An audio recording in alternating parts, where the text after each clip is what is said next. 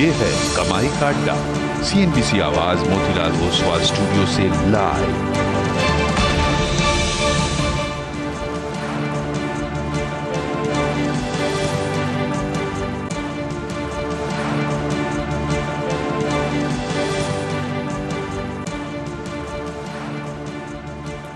नमस्कार, CNBC आवाज Motilal Oswal studios में आप सभी का स्वागत है। एक नए हफ्ते की शुरुआत, निचले लेवल से कुछ रिकवरी के आसार बनते दिखाई जरूर दिए थे, लेकिन सेंसेक्स और निफ्टी के साथ निफ्टी बैंक अभी भी दबाव में, मिड कैप्स दिखा रहे हैं कमबैक। क्या हो आपकी आज की क्लोजिंग रणनीति, उस पर करेंगे बातचीत, लेकिन पहले हेडलाइंस। बाजार में कंसोलिडेशन का मूड, निफ्टी में सिर्फ 70 और बैंक निफ्टी में 200 पॉइंट्स की रेंज। हालांकि 2 दिनों की गिरावट के बाद मिड कैप इंडेक्स में आज स्टेबिलिटी। और फार्मा शेयरों में आज सबसे ज्यादा खरीदारी का एक्शन, 1.5% चढ़ा निफ्टी का फार्मा इंडेक्स। ओरो फार्मा, सिप्ला, लुपिन में 2 से 3% की बढ़त। आज ऑटो स्टॉक्स में भी दिखी खरीदारी।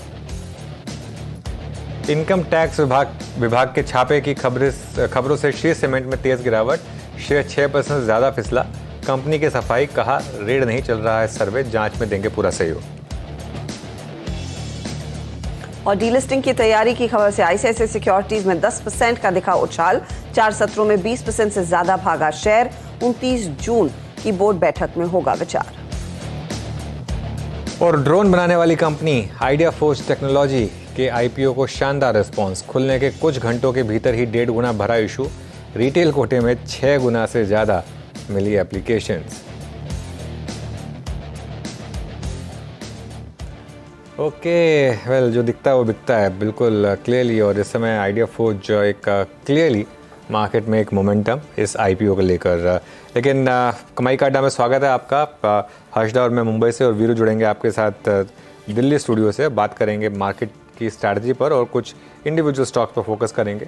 आज का बेसिक टेक्सचर आपकी स्क्रीन पर रखता हूँ। आज क्लियरली हालांकि निफ्टी और बैंक निफ्टी हायर लेवल से फिसले, लेकिन थोड़ी सी स्टेबिलिटी आज मिड कैप्स में, और ये एक अच्छी चीज़ है क्योंकि पिछले हफ्ते जो बड़ी गिरावट आई थी हर्षदा, खासतौर से थर्सडे और फ्राइडे को, और आज सुबह भी जिस तरीके से मिड कैप इंडेक्स खुला था, एक बार तो लगा था कि मामला ख़राब हो गया, लेकिन फिर शानदार रिकवरी आई ब्रॉडर मार्केट में। वो एक अच्छी तेज़ी। मॉनसून एक बहुत बड़ी रिलीफ रही है। इनफैक्ट मैं देख रहा था वो डेफिशिएंसी जो है वो सिर्फ 26 से 27% रह गई है। बहुत ही अच्छी खबर है वो, और अगले 3-4 दिन में शायद वो डेफिशिएंसी पूरी हो जाए। उसके बाद जुलाई ऑनवर्ड्स अगर वो डायरेक्ट उसका जो स्प्रेड है वो नॉर्मल रहा तो ये काफ़ी अच्छा होगा। और इसका आपने आज क्लियर कट व्यू देखा ऑटो स्टॉक्स में, खासतौर से जो एस्कॉर्ट्स और M&M जैसी ट्रैक्टर बनाने वाली कंपनियां, या हीरो मोटोकॉर्प जैसी 2 व्हीलर कंपनियां हैं, FMCG स्टॉक्स जहां पर क्लियरली मॉनसून, कंजम्पशन, इन सब का एक बहुत बड़ा फैक्टर है। यहाँ पर आज अच्छी खासी तेज़ी, लेकिन क्लियरली मोमेंटम है फार्मा स्टॉक्स में। लगातार ये स्टॉक्स मार्केट को आउट परफॉर्म कर रहे हैं। आज भी करीब 1.5% ऊपर फार्मा इंडेक्स, और बहुत शानदार मूव्स इंडिविजुअल फार्मा स्टॉक्स में। हर्षदा आप जी हाँ, और कंसिडरिंग ये एक एक्सपायरी वाला हफ्ता है तो, और छोटा अच्छा, हफ्ता है, ट्रंकेटेड बोलने वाले नहीं एक्सपायरी पहले याद थी। और वो छुट्टी आ गई है बीच में, तो वो आशीष होते तो पहले वो ट्रंकेटेड। उस लिहाज से अनुज, द वेरी फैक्ट कि हमने सुबह का जो हाई था और लो जो रेंज सुबह में आप लोग डिस्कस भी कर रहे थे, उसके बीचों बीच कारोबार देखने को मिल रहा है। तो पिछले हफ्ते की धुलाई के बाद क्या थोड़ा सा कॉन्फिडेंस वापस लौटा है, इसे वैसे पढ़ना चाहिए? और इस समय का ट्रेड क्या तेजी की तरफ बैठाने में समझदारी है? नहीं, मेरे ख्याल से हर्षदा मार्केट में आज जिस तरीके से मिड कैप्स में स्टेबिलिटी लौटी है, मेरे ख्याल से निफ्टी में भी जल्दी लौटेगी। और सुबह तो एक बार के लिए लग रहा था, इनफैक्ट सुबह मुझे लग रहा था कि मार्केट अब रुकेगा नहीं यहाँ से, लेकिन वो फिर नीचे आ गया। आज शायद थोड़ा एक्सपायरी रिलेटेड ट्रेड भी रही हो, बीच में एक छुट्टी आ रही है, उसका एक इम्पैक्ट रहा हो। लेकिन एक चीज़ है, मार्केट ने पहले घंटे में जो लो बनाया और पहले घंटे में जो हाई बनाया, हम उसको रिस्पेक्ट कर रहे हैं बेसिकली। हालांकि लोस के ज़्यादा करीब हैं हम, लेकिन ठीक है, फिर भी रिस्पेक्ट कर रहे हैं। और हमारी स्ट्रैटेजी बहुत सिंपल थी। 18,750 के करीब यहाँ पर रेजिस्टेंस है, और 18,600, 18,640 जो 20 डे एक्सपोनेंशियल मूविंग एवरेज आपका प्लेस्ड है, वहाँ पर सपोर्ट है। लेकिन एक चीज़ मैं कहूँगा, जिस तरीके की कॉल राइटिंग मार्केट में हुई, इतनी ज़बरदस्त कॉल राइटिंग, अब इसके 2 मायने हैं। आप ऑब्वियसली कॉल राइटर्स को एक्सपायरी वीक में थोड़ा रिस्पेक्ट देना चाहेंगे और कहेंगे कि ठीक है, ये कॉल राइटर्स कुछ तो कह रहे हैं। 18,800, 18,700 की कॉल में ओपन इंटरेस्ट देखिए, 18,800 की कॉल में करीब करीब 1.25 करोड़ का ओपन इंटरेस्ट, और 18,700 की कॉल में करीब करीब 1.5 करोड़ का ओपन इंटरेस्ट। बस इसमें एक फैक्टर ये है कि कहीं ये अति तो नहीं हो रही कॉल राइटिंग की, क्योंकि 18,700 से हम बहुत ज़्यादा दूर नहीं है वैसे अगर मार्केट में देखा जाए तो। और एक्सपायरी में अब कल का दिन बाकी है और थर्सडे बाकी है, तो अगर यहाँ पर कोई भी रीज़न से कवरिंग आई तो वो बड़ी वाली कवरिंग होगी। लेकिन अभी के लिए तो खैर कॉल राइटर्स ने यहाँ पर ग्रिप बनाई हुई है बहुत ज़बरदस्त। 18,700 और 18,800 दोनों पर ज़बरदस्त बिल्डअप है। अब आइए बैंक निफ्टी में। बैंक निफ्टी में आज हो क्या गया, HDFC बैंक ने जो रिसेंट रैली थी उसमें थोड़ी सी प्रॉफिट टेकिंग दिखा दी, बहुत ज़्यादा नहीं, लेकिन क्योंकि HDFC बैंक का वेट इतना है, 0.5% का मूव ही काफ़ी होता है। और HDFC बैंक अब करीब करीब 1% नीचे डे लो पर आकर ये स्टॉक टिका है और इसने एक थोड़ा सा मार्केट पे दबाव बनाया। लेकिन रेंज है अभी भी आज तक 43,400 to 43,800 की रेंज है।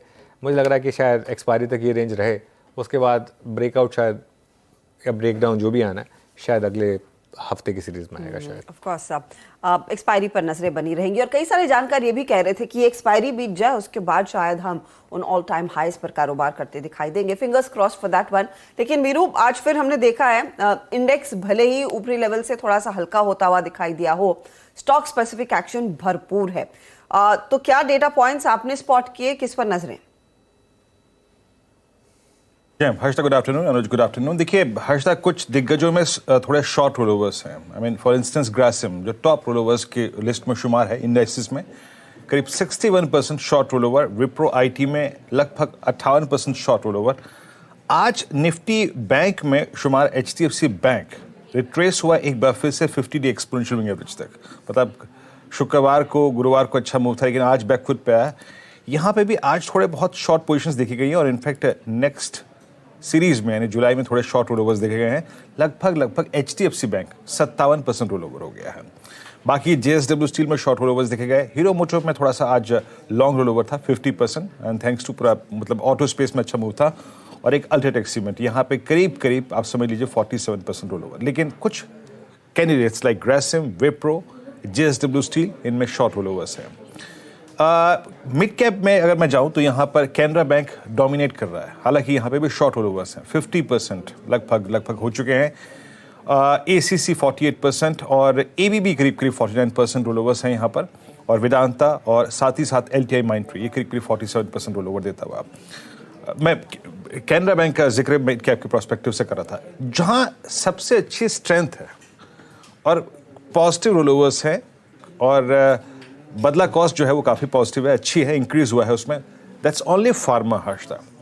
और विंडो फार्मा आज अनुज ने स्पॉटलाइट में इसका जिक्र भी किया था, डोमिनेट करता हुआ 53% रोल ओवर्स, 53% रोल ओवर्स, अच्छा रोल ओवर यहाँ पर है। बायोकॉन में पिछले कुछ सेशंस में रोल ओवर्स पिकअप हुए हैं। एक बार जरा बायोकॉन का चार्ट भी रखिएगा स्क्रीन पे। आज करीब 239 पे अपने एक एवरेज को रीगेन करने की कोशिश कर रहा है। हालांकि इसमें रोल ओवर्स पिकअप हुए हैं, आज है अभी भी वीक स्ट्रक्चर लेकिन रोल ओवर्स पिकअप हुए हैं। और कुछ काउंटर्स जहां पे रोल ओवर्स काफी अच्छे खासे, उसमें Laurus lab, Divi's, Zydus, Glenmark, doctor Lal path lab करीब 42%।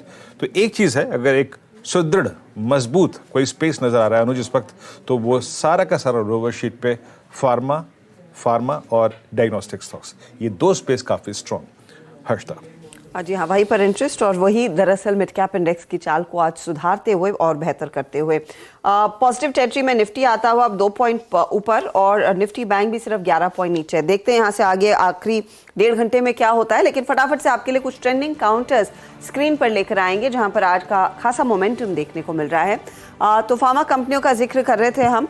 सिप्ला देखिए 2.5% ऊपर, वहां डीवीज में करीब 2% का इजाफा देखने को मिला है।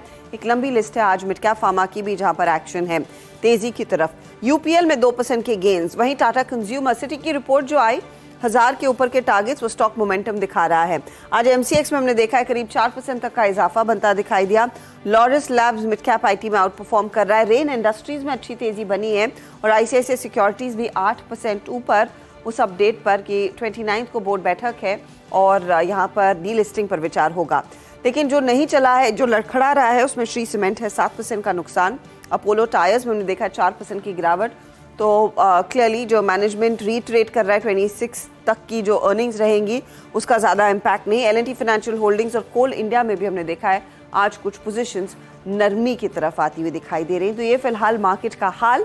अब ऐसे में आपकी क्या रणनीति हो, किस तरह के ट्रेड्स पर करें फोकस, ये हमारे जानकार आपको बताएंगे। तो हमारा पैनल एकदम तैयार है आपके ट्रेड्स के साथ। फंडामेंटल्स पर शरद अवस्थी हमारे साथ जुड़ रहे हैं और टेक्निकल कॉल्स के लिए हमारे साथ है राजेश सातपुते, राजेश पालविया, मानस जायसवाल, शिल्पा राउत और विकास सालुंखे। फिर 2:20 पर आज डॉक्टर लाल पैथलैब्स पर फोकस रहेगा। सेक्टर स्कैन में तगड़ा मोमेंटम देखने को मिल रहा है डायग्नोस्टिक स्पेस में, तो क्या चल रहा है यहाँ, इस पर डिटेल में करेंगे चर्चा। उसके बाद FMCG स्टॉक्स में आज HUL रेडार पर रहेगा, यहाँ पर बड़े बदलाव की तैयारी हो रही है, इस पर करेंगे बातचीत सुमित से। कल दरअसल मैनेजमेंट नया चेहरा जुड़ता हुआ दिखाई देगा बोर्ड में। 2:40 पर हमारे साथ होंगे चार का चौका में शिल्पा राउत, जिनसे लेंगे सस्ता ऑप्शन। मानस आपको बताएंगे आज का F&O सुपरस्टार। राजेश पालिया तैयार कर रहे हैं चार्ट का चमत्कार। मिड कैप फंडा के लिए शरद अवस्थी हैं। 2:50 पर हम जोड़ेंगे KR चोक्सी होल्डिंग्स के देवेन चोक्सी को। फिर मार्केट क्लोजिंग पर dealing room check, BTST, STBT और ऑफ कोर्स क्लोजिंग की तैयारी। ओके, चलिए फिर अपने पैनल को स्क्रीन पर लेकर आते हैं और एक एक करके सबसे कॉल्स लेते हैं। शिल्पा जी, गुड आफ्टरनून, आपसे शुरुआत करूंगा। बताइए आपकी ट्रेड क्या होगी इस समय की? Good afternoon everyone. अभी के लिए मुझे बजाज फिनसर्व अच्छा लग रहा है। अभी अराउंड 1507 फ्यूचर्स में ट्रेड कर रहा है। यहाँ पे 1490 का स्टॉप लॉस आप मेंटेन कर सकते हैं और यहाँ पे टारगेट्स ऑफ 1545 से 1560। 1507 पे बजाज फिनसर्व आप बाय करें। बजाज फिनसर्व कर क्या रहा है? अगर एक ट्रेड यहाँ पे शिल्पा जी लॉन्ग साइड पे पिक करें। डायरेक्टर साहब एक काम करिए, स्टॉक्स के ना रोलोवर्स पे प्लीज फायर करिएगा। एग्जैक्टली क्या है? 1505। यस, आज इसका low exactly 20 day exponential moving average था। अभी डे हाई की ट्रैजेक्टरी में ऑलमोस्ट आके ट्रेड करता हुआ शिल्पा जी का ट्रेड रहा Bajaj Finserv at 1507 with approximately 34% rollover. Rollovers बहुत स्ट्रॉन्ग नहीं है, याद रखिएगा। अभी मेरे ख्याल से 4-5 दिन में जो रिट्रेसमेंट हुआ उसका इम्पैक्ट पड़ा हुआ है यहाँ पे। मानस, गुड आफ्टरनून, आपका ट्रेड क्या रहेगा मानस?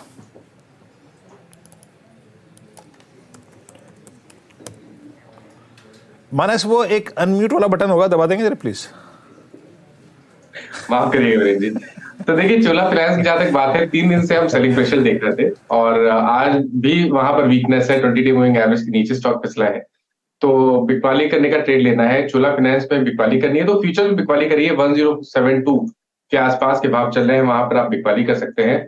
1086 का आपको स्टॉप लॉस लगाना है, लेकिन नीचे की तरफ 1050 तक के टारगेट आपको जून के फ्यूचर्स में देखने को मिल सकते हैं। ऑप्शन पे मेरे पास ट्रेड नहीं है, क्योंकि जुलाई में लिक्विडिटी नहीं है, जून में 3 दिन बचे हैं, तो वहां पर ट्रेड लेना ठीक नहीं रहेगा। तो आई थिंक फ्यूचर में ट्रेड लेना चाहिए। 1086 का स्टॉप लॉस लगाइए और 1050 के टारगेट रख सकते हैं। 050 के लिए चोला इन्वेस्टमेंट में एक शॉर्ट का ट्रेड इस समय मानस ने किया identify. Rajesh Palvia, good afternoon, आपका ट्रेड? अच्छा नहीं, राजेश सातपुते, सॉरी, पालविया साहब आगे जुड़ेंगे। आपका ट्रेड? गुड आफ्टरनून हर्षदा जी। हर्षदा जी, देखिए नज़र जो है वो मेरी है इंडसइंड बैंक पे। अगर आप इसका चार्ट देखें तो फ्राइडे यहाँ पे एक बहुत बढ़िया रिकवरी थी और technically it's a bullish engulfing price pattern. और आज की भी अगर बात करें तो यहाँ पे ओपन इंटरेस्ट बढ़ रहा है, हालांकि हम लोग ये ट्रंकेटेड वीक है, एक्सपायरी नजदीकी है। तो देखिए यहाँ पे जिस तरह से पैटर्न पैन आउट हो रहा है, मुझे लगता है ये 1300 को जिस तरह से इसने रिगेन किया है, उसके बाद एक शॉर्ट कवरिंग फिर से ड्यू होगी, क्योंकि 1300 के जो कॉल राइटर है वहां पे शॉर्ट स्क्वीज हुआ। तो ये कहाँ तक जाएगा? तो मेरे हिसाब से इंडसइंड लॉन्ग करना है 1300 के ऊपर। 1350 इसका टारगेट होगा और अकॉर्डिंग टू चार्ट 1290 ये इसका स्टॉप लॉस होगा। ओके, चलिए इंडसइंड बैंक सुबह से एक्चुअली ये स्टॉक कई बार डिस्कस हुआ है। प्री ओपन में भी डिस्कस हुआ था, ओपनिंग में क्विक सिंगल्स में भी था ये, और यहाँ पर 50% करीब रोल ओवर। राजेश पालवी आप जुड़ गए हमारे साथ। पालवी साहब, गुड आफ्टरनून, बताइए आपकी ट्रेड इस समय की। गुड आफ्टरनून अनुज जी, गुड आफ्टरनून एवरीवन। सो अभी जो स्टॉक हमें पसंद आ रहा है वो है गोदरेज प्रॉपर्टी। स्टॉक में देखें तो 2 दिन के कंसोलिडेशन के बाद वापस स्टॉक में एक अच्छा बाइंग इंटरेस्ट यहाँ पे बनते हुए दिख रहा है। जिस तरीके से आज लॉन्ग बिल्टअप यहाँ पे हुए, हमें लग रहा है कि ये स्टॉक अब फर्दर यहाँ से मोमेंटम एक्सीलरेट करेगा टुवर्ड्स एक्सपायरी वीक में है। हम यहाँ पे प्रोजेक्ट कर रहे हैं इसके टारगेट 1545 से लेकर 1555 तक के। स्टॉप लॉस रखना होगा 1505 का गोदरेज प्रॉपर्टी फ्यूचर बाय करने के साथ। प्रॉपर्टीज, जहां पर एक डेवलपमेंट आ रहा था कि गुड़गांव में दरअसल इन्होंने 15 एकड़ जमीन लग्जरी अपार्टमेंट्स बनाने के लिए ली और वो स्टॉक मोमेंटम में। शरद, गुड आफ्टरनून, बताइए आपका ट्रेड क्या रहेगा? गुड आफ्टरनून जी। मुझे लगता है बीपीसीएल में थोड़ी बहुत करेक्शन आई है और लॉन्ग टर्म में हमें लगता है कि ये काफी पॉजिटिव रहनी चाहिए स्पेस। फर्स्ट राउंड हमने मूवमेंट का देख लिया है। बट अब जैसे जैसे आने वाले समय में और एस्टैब्लिश होता है कि तेल की कीमतें ज्यादा ऊपर नहीं जा रही हैं या रादर स्टैग्नेंट रहेंगी नीचे के बायस के साथ, तो वैसे वैसे मुझे लगता है बीपीसीएल की रीरेटिंग और स्ट्रांग होगी। कंपनी अभी लगभग 6-6.5 के मल्टीपल पे ट्रेड कर रही है और कंपनी के पास लगभग देश का 14% रिफाइनिंग का हिस्सा है। काफी बड़ा 15 करीब इनके पास फील्ड्स भी हैं जहां इनकी E&P चल रही है, 7 इंडिया में 8 बाहर, तो उससे भी फायदा इनको मिलते रहना चाहिए। प्लस जो कैपेक्स ये कर रहे हैं, पिछले साल भी 12-13 हजार करोड़ का कैपेक्स किया था, इस साल भी 12-13 हजार करोड़ का कैपेक्स किया है, तो वहां से भी डिमांड काफी ठीक ठाक रहनी चाहिए। एक मेजर फैक्टर जो वोलेटिलिटी प्रोवाइड करता है वो ऑयल प्राइसेस है, तो मुझे लगता है वहां पे वो स्टेबल रहना चाहिए, कुछ बहुत ज्यादा निगेटिव फ्लो वहां से आना नहीं चाहिए। तो कंपनी लगभग 50-55 रुपए की अर्निंग इस साल भी रिपोर्ट करनी चाहिए। एवरेज में 9 से 10 का मल्टीपल मिलना चाहिए, तो 500-550 रुपए के लक्ष्य के हिसाब से बीपीसीएल 7% के आसपास की डिविडेंड यील्ड भी रहनी चाहिए। 500-550 का टारगेट बीपीसीएल पर एक बाय कॉल, थोड़ा सा लंबा नजरिया है लेकिन तेजी वाला ट्रेड। अच्छा, याद रहे कंसिडरिंग हम एक्सपायरी वीक में हैं, रेन इंडस्ट्रीज आखिरी 2-3 दिन है इसके वायदे में और स्टॉक में एक बहुत तगड़ा मोमेंटम हमने देखा था इस पर्टिकुलर सीरीज में नजर आया था। आपको रोल ओवर जीरो दिखाई देगा क्योंकि अब से ये कैश मार्केट का ही स्टॉक रह जाएगा, बाहर निकल रहा है वायदे से। मानस, चार्टिकली क्या हुआ है इन द रीसेंट 15 डेज? हमने देखा है अच्छी खासी हरकत, अच्छी खासी अक्यूमुलेशन और डिलीवरी बाइंग होती हुई दिखाई दी है। अब ये जो तेजी आई है पिछले 15 दिनों में, क्या ये टिक पाएगी या नहीं, ये बताइए। देखिए, टिकने के चांसेस बहुत ज्यादा हैं, क्योंकि अगर आप पैटर्न देखेंगे तो वो पॉजिटिव है। हायर टॉप हायर बॉटम्स का ट्रेंड बना हुआ है, 145 रुपए से ये ट्रेंड लगातार बना हुआ है और स्टॉक करेक्ट हुआ 20 डे मूविंग एवरेज पे सपोर्ट लेके वहां पर वी शेप रिकवरी देखने को मिली है। आज एक अहम रेजिस्टेंस था 168 का, स्टॉक ने उसको ब्रीच कर दिया, उसके ऊपर ट्रेड कर रहा है। आई थिंक यहाँ पर खरीदारी करने के मौके हैं, पोजीशन ट्रेड लीजिए, 164 का स्टॉप लॉस लगाइए, करंट लेवल्स पे खरीदारी करिए, सबसे पहले 176, और अगर उसके ऊपर निकला तब आपको 191 तक के भाव रेन इंडस्ट्रीज में देखने को मिल सकते हैं। ओके, मैं एक ट्रेड चेक दरअसल मानस से ही लेने वाला था, और वो इसलिए क्योंकि बैंक निफ्टी अभी डे लो पर है 43,566। सुबह का जो स्विंग लो था लगभग 10.50 का उसने वॉलेट किया। हालांकि याद रखिएगा अभी शुक्रवार का जो इंटरडे लो स्विंग था वो वॉलेट नहीं हुआ है। बट मानस, मैं एक ट्रेड चेक आपसे ले रहा हूँ। आपने सुबह एक आशीष और अनुज के साथ फेडरल बैंक का शॉर्ट दिया था। फेडरल बैंक में अक्टूबर 2022 से लेकर अब तक का सबसे निचला क्लस्टर टेस्ट हो गया। आपने ट्रेड लिया था मेरे ख्याल से शॉर्ट, कंसिडरिंग 2 निरमा के वॉल्यूशन।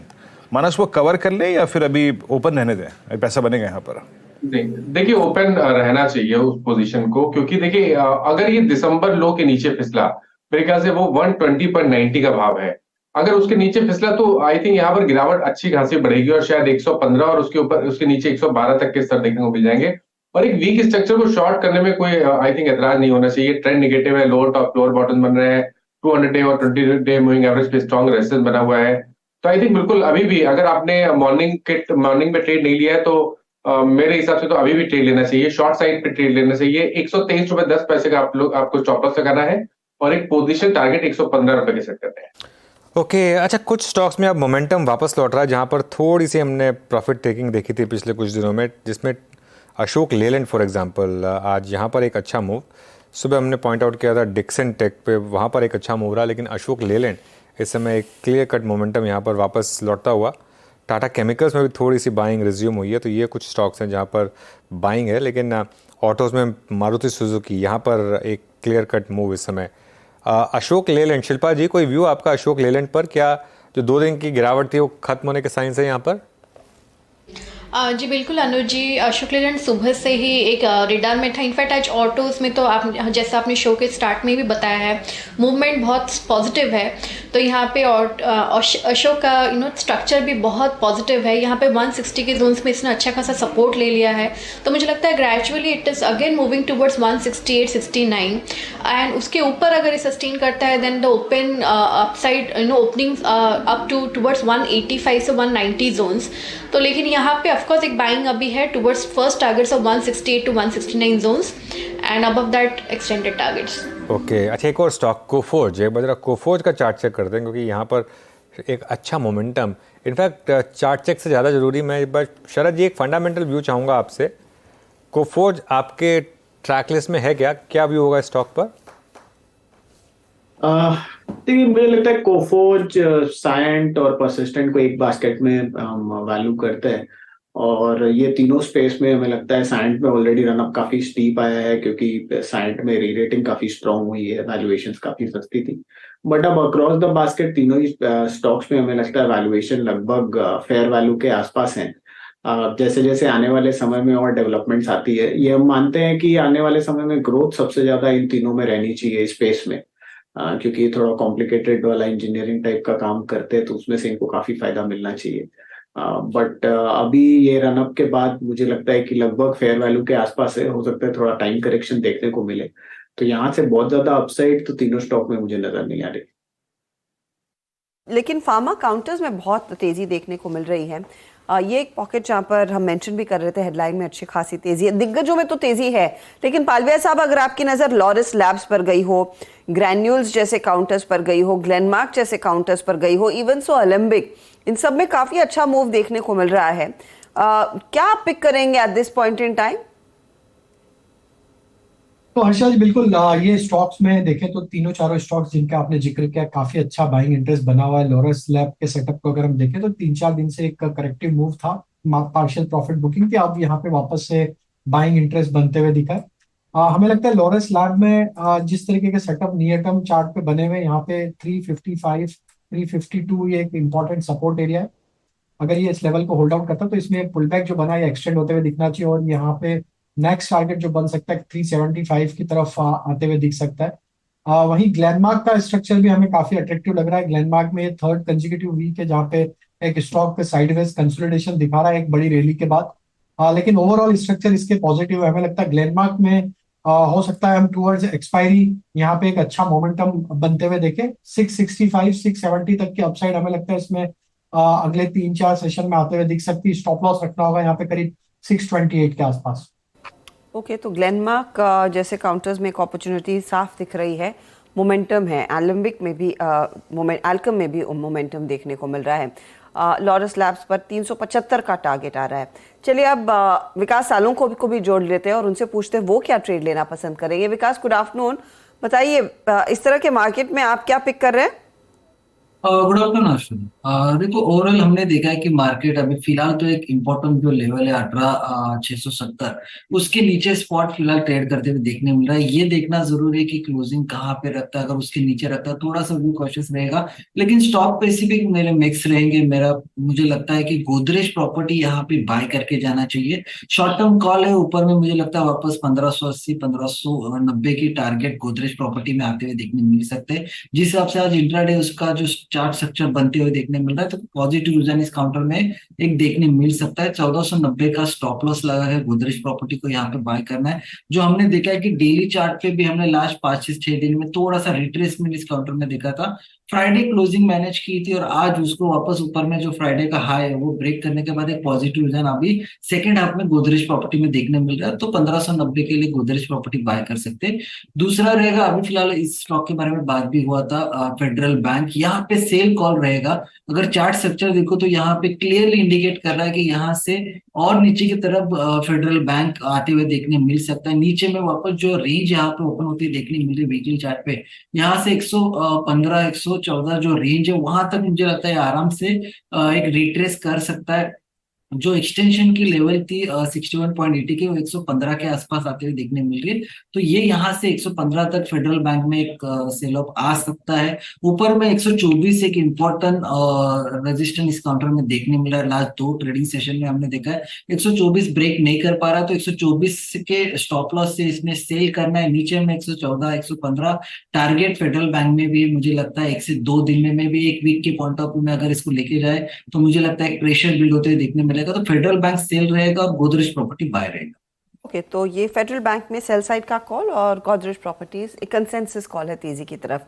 चलिए, एक और पॉकेट जो हम रेडार पर रख रहे हैं पिछले कुछ दिनों से, वो है पैथलैब शेयर, डायग्नोस्टिक शेयर। पिछले 1 महीने में इस स्पेस में हमने देखा है 10% से ज़्यादा की तेज़ी आ चुकी है। अब एक्शन क्यों बढ़ रहा है, इंडस्ट्री की अभी तस्वीर कैसी दिख रही है, इसी पर एक कॉर्पोरेट स्कैन अब आपके लिए करेंगे पेश। हमारे साथ जुड़ रहे हैं डॉक्टर लाल पैथलैब्स के ग्रुप CFO वेद पी गोयल। मिस्टर गोयल, स्वागत है आपका CNBC आवाज पर। हमने देखा है पिछले 1-1.5 महीने में बहुत तगड़ी तेजी, बहुत इंटरेस्ट निवेशकों का इन डायग्नोस्टिक कंपनियों में आता हुआ दिखाई दे रहा है। तो लगा आपसे पूछ ले कि ऑन ग्राउंड सिचुएशन क्या है।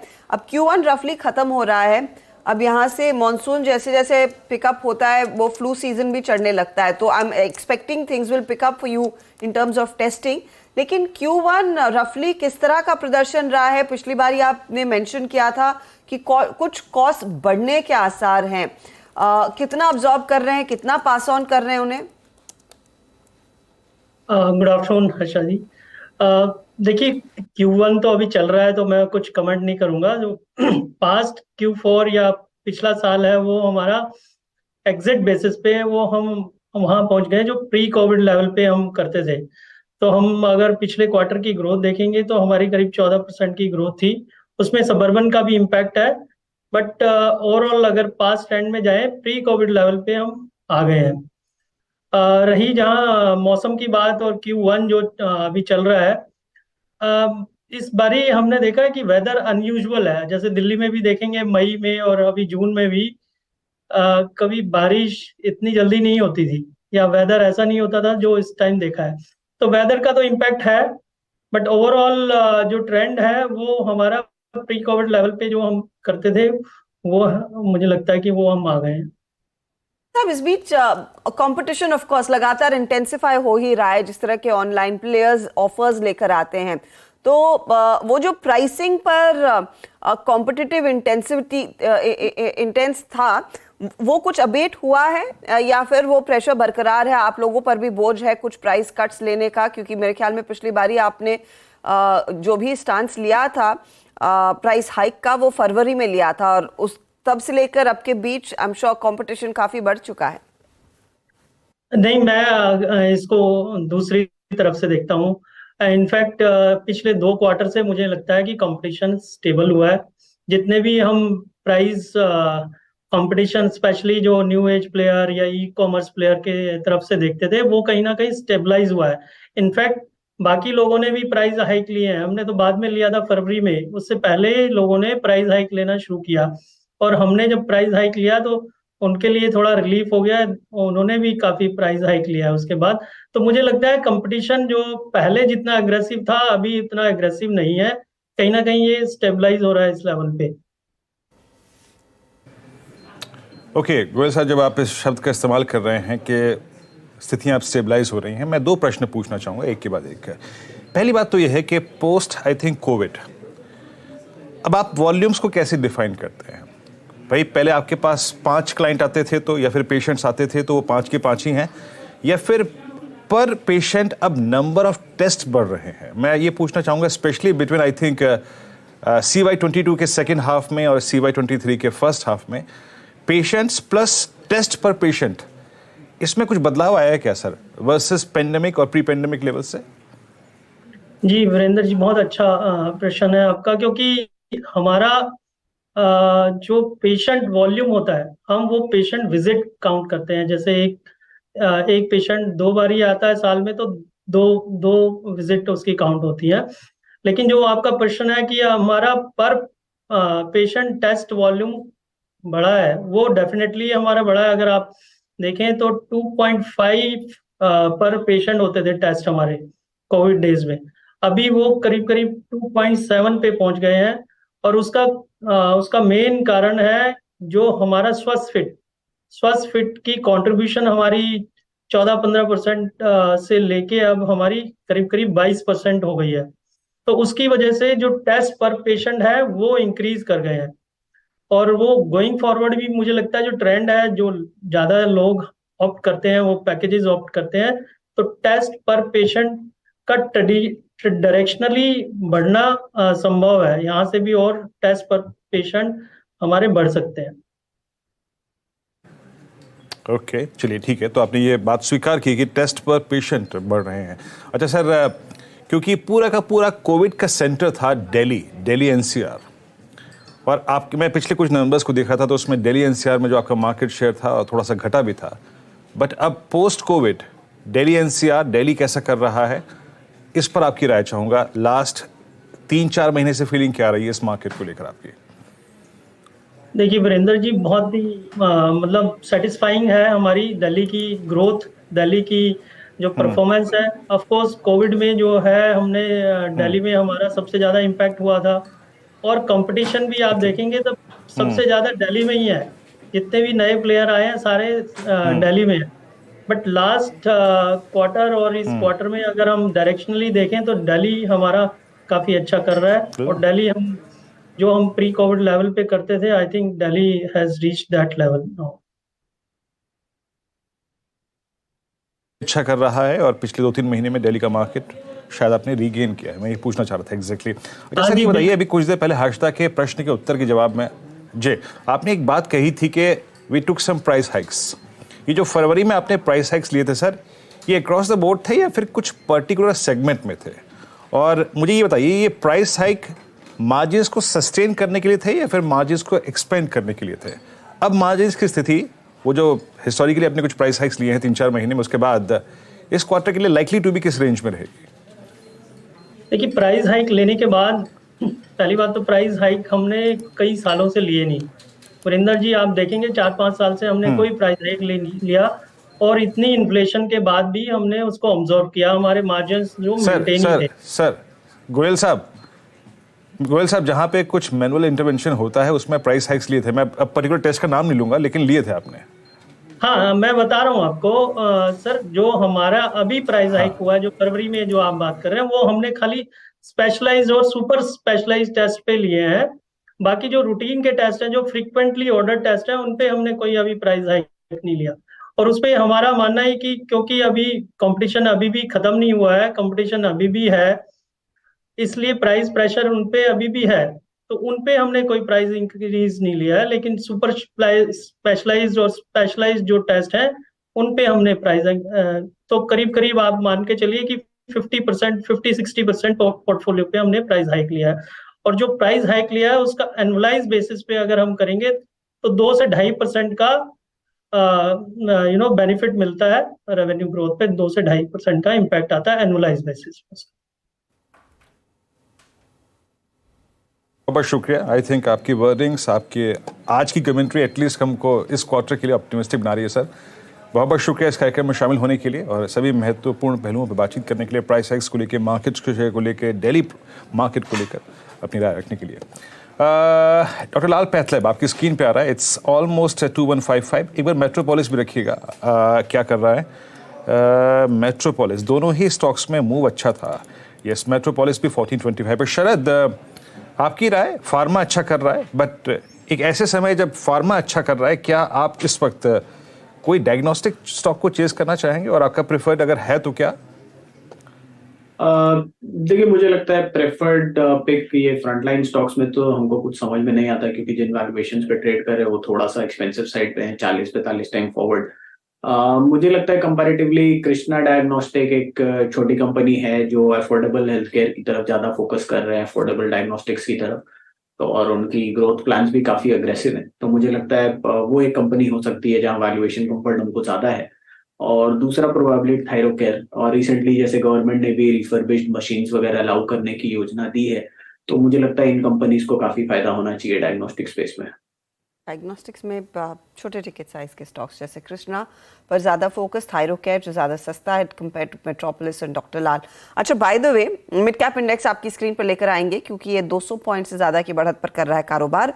मोमेंटम यहाँ पर हर टिक के साथ दरअसल हो रहा है और भी मजबूत। और कुछ स्टॉक्स आपकी स्क्रीन पर रखते हैं जहां पर पिछले 10 मिनटों में तेजी की पोजीशंस और बढ़ने लगी है। कुछ देर पहले अनुज मेंशन कर रहे थे कोफोर्ज के स्टॉक को, लेकिन आप देखिए परसिस्टेंट सिस्टम भी, क्योंकि यहाँ पर भी पिछले 10 मिनटों में अच्छी तेजी आती हुई दिखाई दे रही है। स्टॉक 4862 के आसपास अब 1.25% ऊपर है। राजेश सातपुते, क्या खरीदेंगे परसिस्टेंट या फिर 4900 के ऊपर ज्यादा बेहतर ट्रेड है?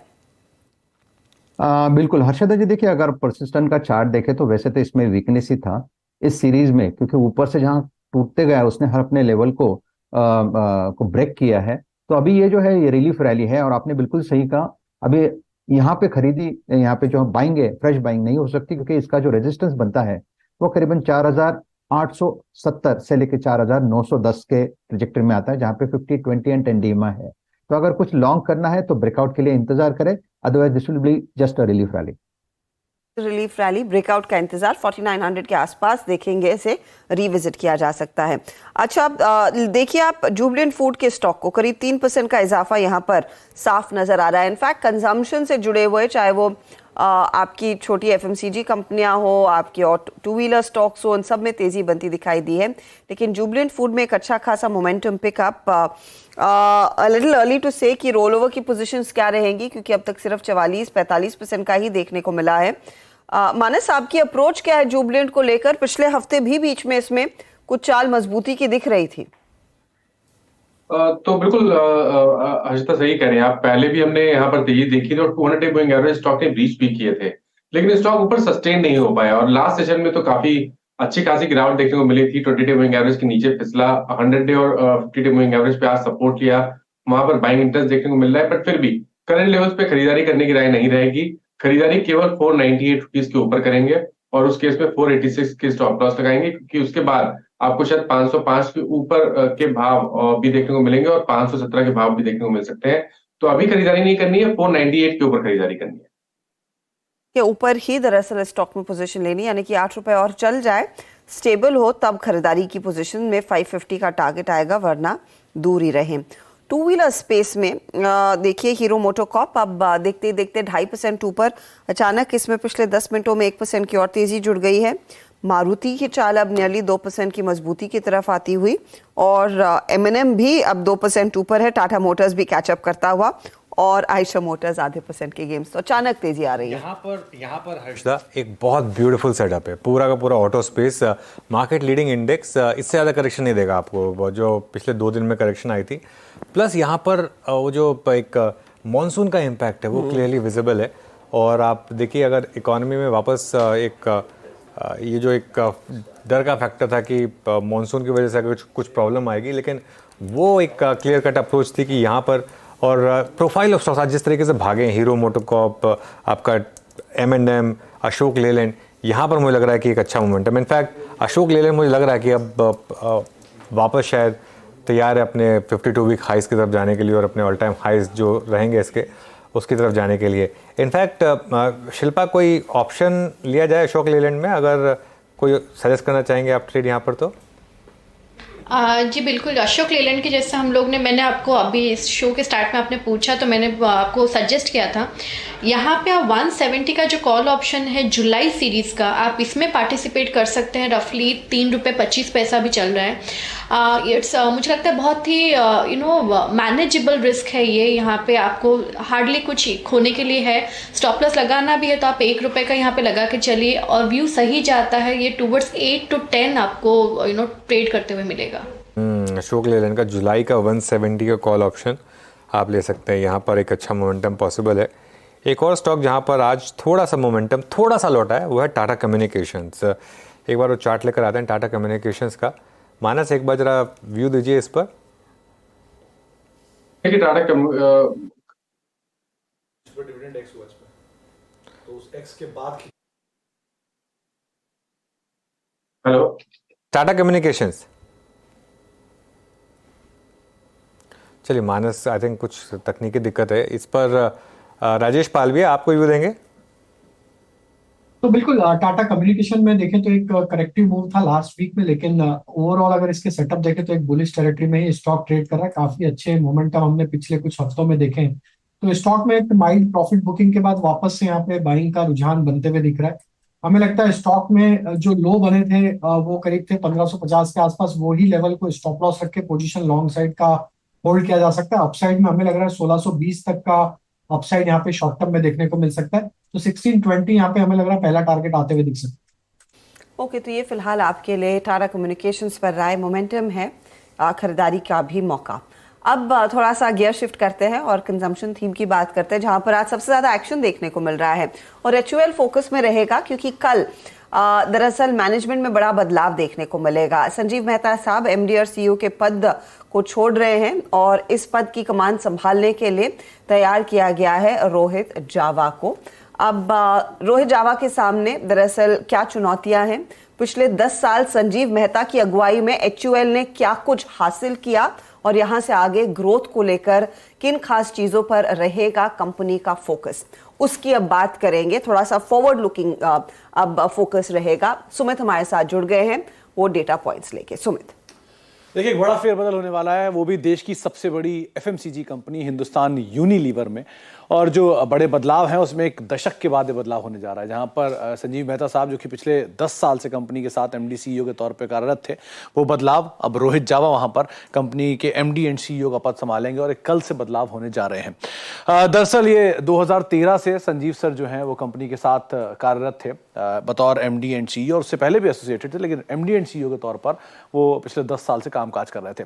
तो पहले उनके कामकाज में किस तरह से HUL ने ग्रो किया वो आपको दिखाते हैं। सबसे पहले तो कंपनी की मार्केट कैप रहा रफली 1.5 लाख करोड़ रुपए के आसपास की मार्केट कैप होती थी, जहां 2013 में वो अब 6.5 लाख करोड़ के आसपास पहुंच चुके हैं, यानी कि 3.5 गुना के आसपास की बढ़त वहां पर हमने इस ड्यूरेशन में होते हुए देखी है बीते 10 साल के दौरान।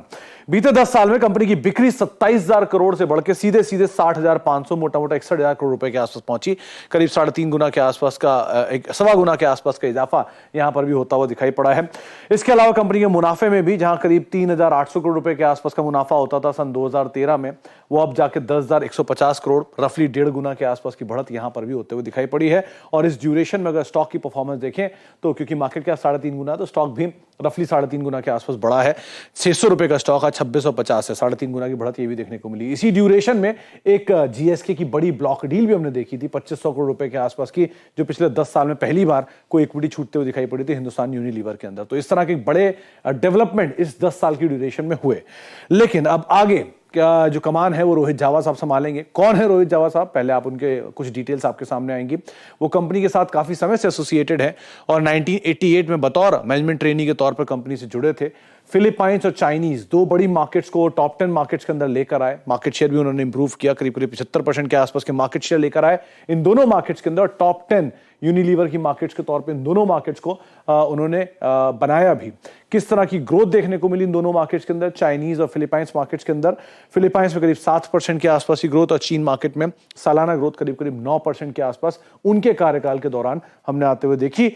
अब कुछ चैलेंजेस जो फेस करेंगे, वो सबसे पहला चैलेंज जो वॉल्यूम ग्रोथ का नंबर है 5% के आसपास का, उसे यहां से आगे कैसे लेके जाना है, वो सबसे बड़ा चैलेंज होने वाला है। साथ ही साथ नए सेगमेंट्स में कैसे एक्सपैंड करेंगे, कौन कौन से एक्विजिशंस करेंगे, जो रीसेंट एक्विजिशंस किए थे स्पेशली D2C कारोबार को लेकर, वो कैसे अब ग्रो करेगा यहां से। और उसके अलावा जो रूरल एरिया जो अब तक चैलेंजेस रहे हैं, वहां पर वो कैसे एग्जीक्यूट करने वाले हैं, उसे कैसे ग्रो करने वाले हैं। ये कुछ चीजें हैं जो कि उनके सामने बतौर चैलेंज के तौर पे आने वाला है। तो एक बड़ा डेवलपमेंट जो कि देश की सबसे बड़ी FMCG कंपनी के अंदर कल से होता हुआ दिखाई पड़ेगा। बिल्कुल, कल से ये चेंजेस होंगे और संजीव मेहता क्लियरली एक पैरेलल रहे हैं, एक मतलब वो एक सिनोनिम रहे हैं HUL के साथ पिछले कई सालों से। हर्षदा, इस जो सुमित ने पीस पेश किया उसमें मैं आपको एक बहुत इंटरेस्टिंग चीज़ बताऊंगा। जैसे उन्होंने बताया कि सेल्स 1.25x और प्रॉफिट 1.64 टाइम्स, लेकिन मार्केट कैप और स्टॉक 3.5 टाइम्स। ये क्यों होता है? ये इसलिए होता है क्योंकि ये मार्केट जो है वैल्यूएशन एक्सपेंड करता है। आप कभी भी किसी भी स्टॉक में अगर वेल्थ क्रिएशन देख रहे हो तो हमेशा इस चीज़ का ध्यान रखिएगा, जब भी कोई कंपनी क्लॉकवर्क के हिसाब से अपने सेल्स और प्रॉफिट में कैगर करती है, हमेशा उसका जो मार्केट कैप है, जो स्टॉक है, वो अर्निंग से ज़्यादा बढ़ता है। क्यों? क्योंकि मार्केट उसको रीरेट करता है स्टॉक को। और ऑब्वियसली जब हिंदुस्तान यूनिलीवर में ये बड़ी रैली शुरू हुई थी, तब एक बहुत बड़ी बेयर मार्केट खत्म हुई थी। 10 साल की बेयर मार्केट हिंदुस्तान यूनिलीवर में खत्म हुई थी, जिसमें ये स्टॉक वहीं था और सेंसेक्स और निफ्टी करीब 10 गुना बढ़ गए थे। उसके बाद अगले 5-6 सालों में उसने वो कैचअप प्ले किया और अंडर मिस्टर मेहता उन्होंने ये कैचअप प्ले किया। हालांकि पिछले 1-1.5 साल से स्टॉक थोड़ा सा सॉफ्टिश रहा, मतलब जब वो उस लेवल का आउट परफॉर्मेंस नहीं रहा स्टॉक को। ITC ने कैचअप प्ले किया उस दौरान, लेकिन फिर भी काफ़ी शानदार रहा ये पीरियड HUL के लिए। अब बहुत ही सुनहरा पीरियड आप कह सकते हैं, पिछला दशक था। अब यहाँ से एक नया चेहरा और ऑफ कोर्स नई चुनौतियाँ आपके सामने पेश होंगी। शुक्रिया सुमित इस अपडेट के लिए। तो सवाल यही है कि मौजूदा भाव से फिर किस तरह के लेवल्स अचीव कर सकता है? शरद, आप क्या एक्सपेक्ट कर रहे हैं HUL आगे डिलीवर करेगा? अभी तक तो एक्सपेक्टेशन देखिए काफी मॉडरेट है। अगले 2-3 सालों के लिए 8-10% जैसी अर्निंग्स ग्रोथ की एक्सपेक्टेशन है। और जैसा अभी अनुज बोल रहे थे कि जो मल्टीपल एक्सपेंशन होना था वो पिछले एरा में ऑलरेडी काफी स्ट्रांग हो चुका है। ऑलरेडी स्टॉक कितना 40-45 time 1 year forward 2 year forward पे ट्रेड कर रहा है। तो मुझे लगता है यहाँ से बहुत ज्यादा अपसाइड की गुंजाइश कम बचती है। थोड़ा बहुत ओकेजनली जो आपको रन अप मिलेगा, रॉ मटेरियल प्रेशर और ज्यादा ईज होता है, तो वहां से थोड़ा सा मार्जिन एक्सपेंशन की उम्मीद आ सकती है। और रूरल इंडिया जैसे जैसे इंप्रूव होता है, जैसे मानसून एक्सपेक्टेशन जो इनिशियल एक हिकअप रहता है मानसून की प्रोजेक्शंस में, वो ग्रेजुअली कम हो रहा है, तो वहां से थोड़ा बहुत ट्रिगर आपको मिल सकता है 1-2 महीने के लिए। बट बहुत ज्यादा कोई अपसाइड मैं फोर्स ही नहीं कर पा रहा। यहाँ से 10-12% की ग्रोथ है अगले 2-3 साल में। चलिए फिर 4 का चौका, 4 ट्रेड्स जो आपके लिए आएंगे वो हमारे एक्सपर्ट से वो लेना शुरू करते हैं। सबसे पहले शिल्पा जी से लेते हैं सस्ता ऑप्शन ट्रेड। शिल्पा जी। अनुज जी, अभी के लिए सस्ता ऑप्शन मेरा फार्मा ही है, तो यहाँ पे बायोकॉन मुझे लगता है अभी सबसे अच्छा प्लेस्ड है। अगर मैं डेटा वाइज देखूँ 240 के अराउंड अभी ये ट्रेड कर रहा है, यही उसका अभी एक वो मेक और ब्रेक जैसा है। और जिस तरह से सेक्टर में मोमेंटम है, मुझे लगता है बायोकॉन यहाँ पे अभी ब्रेकआउट देगा एंड मूव टुवर्ड्स 250। तो जुलाई सीरीज का 250 का कॉल ऑप्शन बायोकॉन में अभी ₹5.60 के अराउंड चल रहा है। आप इसमें पार्टिसिपेट कीजिए, आपको यहाँ पे टारगेट्स टुवर्ड्स 10 या 12 तक भी देखने को मिल सकते हैं। और स्टॉप लॉस यहाँ पे आपको ₹2.50 का लगाना है। ओके हम शुरुआत में देख ही रहे थे बायोकॉन। याद रखिएगा फार्मा स्पेस में रोलोवर्स की शीट को डोमिनेट करता हुआ सेकंड पायदान पे फार्मा स्पेस में बायोकॉन का नाम आ रहा है। बहुत स्ट्रॉन्ग रोलोवर्स इस स्टॉक में। अगला ट्रेड पिक करते हैं मानस जी से, आज का एफएनओ सुपरस्टार। मानस, क्या पिक कर रहे हैं आप? देखिए एम्फेसिस पे बिकवाली करने की राय रहेगी। एम्फेसिस के पैटर्न देखेंगे तो वहां पर आपको लोअर टॉप लोअर बॉटम दिखेंगे। एक हेड एंड शोल्डर जैसा पैटर्न बना हुआ है जिसका नेकलाइन ऑलरेडी ब्रीच हो चुका है। सपोर्ट था 1820 के आसपास, प्राइस सपोर्ट था, वो भी स्टॉक ने ब्रीच किया है। आई थिंक यहाँ पर वीकनेस बढ़ सकती है। आज काफी ज्यादा वॉल्यूम देखने को मिल रहे हैं, तो वीकनेस में वॉल्यूम्स देखने को मिल रहे हैं जो कि अच्छा नहीं है स्टॉक के लिए।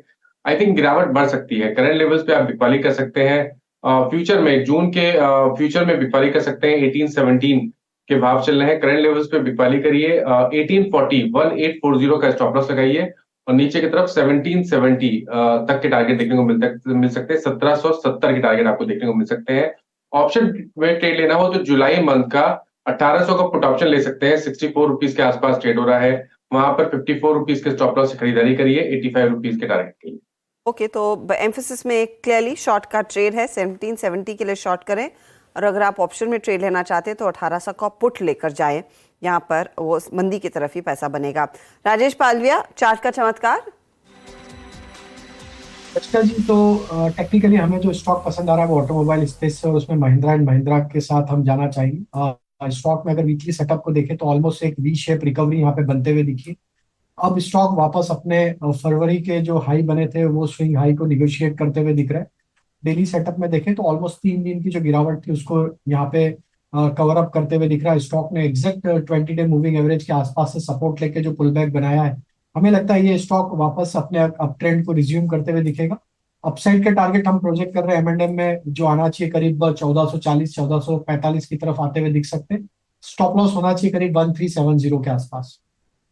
ओके, तो एम&एम में एक अपॉर्चुनिटी क्लियरली बनती हुई दिखाई दे रही है, लेकिन तेजी की तरफ ये ट्रेड है। याद रहे स्टॉक में एक अच्छा खासा मोमेंटम वैसे भी देखने को मिल रहा है, करीब 2% ऊपर, और ये एक मौका आपको तेजी की तरफ चार्ट का चमत्कार में दिख रहा है। शरद अवस्थी, बताइए आपका मिड कैप फंडा ट्रेड क्या रहेगा? जी, हमारा आज का मिड कैप फंडा ट्रेड रहेगा IEX। रिसेंटली कुछ न्यूज की वजह से स्टॉक में काफी बढ़िया गिरावट आई है और हमें लगता है ये थोड़ा ओवरडन है। और ग्रेजुअली हमारा ये मानना है कि देश का सबसे बड़ा पावर इंडेक्स है और आने वाले समय में पावर की जो एक्सचेंज पे ट्रेडिंग है उसमें लगातार इजाफा होना चाहिए। जैसे जैसे रिन्यूएबल एनर्जी का उत्पादन बढ़ता है, हम ये मान रहे हैं कि वो ट्रेड और बढ़ना चाहिए। इसके अलावा renewable energy certificate, carbon credits की ट्रेडिंग जैसे जैसे बड़े तौर पे सामने आती है, हमें लगता है ये काफी बड़ा मार्केट है जो आने वाले समय में लगभग इस कंपनी की रेवेन्यू को डबल कर सकता है यहाँ से। और ज्यादातर इंफ्रास्ट्रक्चर इन प्लेस है, पूरी जो इनकम एडिशनल होती है वो बॉटम लाइन अक्रेशन में ट्रांसफॉर्म होती है। रिटर्न रेशियोज वगैरह काफी स्ट्रांग रहने चाहिए लॉन्ग टर्म में। अभी 4-5 रुपए की अर्निंग्स के आसपास आनी चाहिए इस साल, बट ग्रेजुअली जैसे जैसे कार्बन क्रेडिट वगैरह का बेनिफिट इनको दिखने लगता है, हमें लगता है आसानी से ये अर्निंग्स यहाँ से डबल होके 8 से 10 रुपए हो सकती है। तो एक मल्टीबैगर आइडिया की तरह हमें लगता है 30-35 का मल्टीपल कंपनी को आसानी से मिल जाना चाहिए 8 से 10 के अर्निंग्स पे। तो 300 रुपए के लक्ष्य के हिसाब से IEX। एक्स में एक मौका डिप्स पर खरीदने का। चलिए मैं आपके लिए सारे वो ट्रेड्स रिकैप कर देती हूँ। शुरुआत बायोकॉन के साथ हुई जो शिल्पा राउत ने इनफैक्ट आपके लिए पिक किया था ऑप्शन, सस्ता ऑप्शन में जो लेवल इन्होंने आइडेंटिफाई किया है 250 का कॉल लेना है, 5 रुपये 85 पैसे पे 10 से 12 तक के लेवल्स यहाँ पर बनते दिखाई देंगे। अब आते हैं मानस की ट्रेड पर। एफनो सुपरस्टार लेकिन शॉर्ट का कॉल है, 1770 के लिए शॉर्ट किया एम्फोसिस, 1840 के आसपास स्टॉप लॉस लगाएंगे।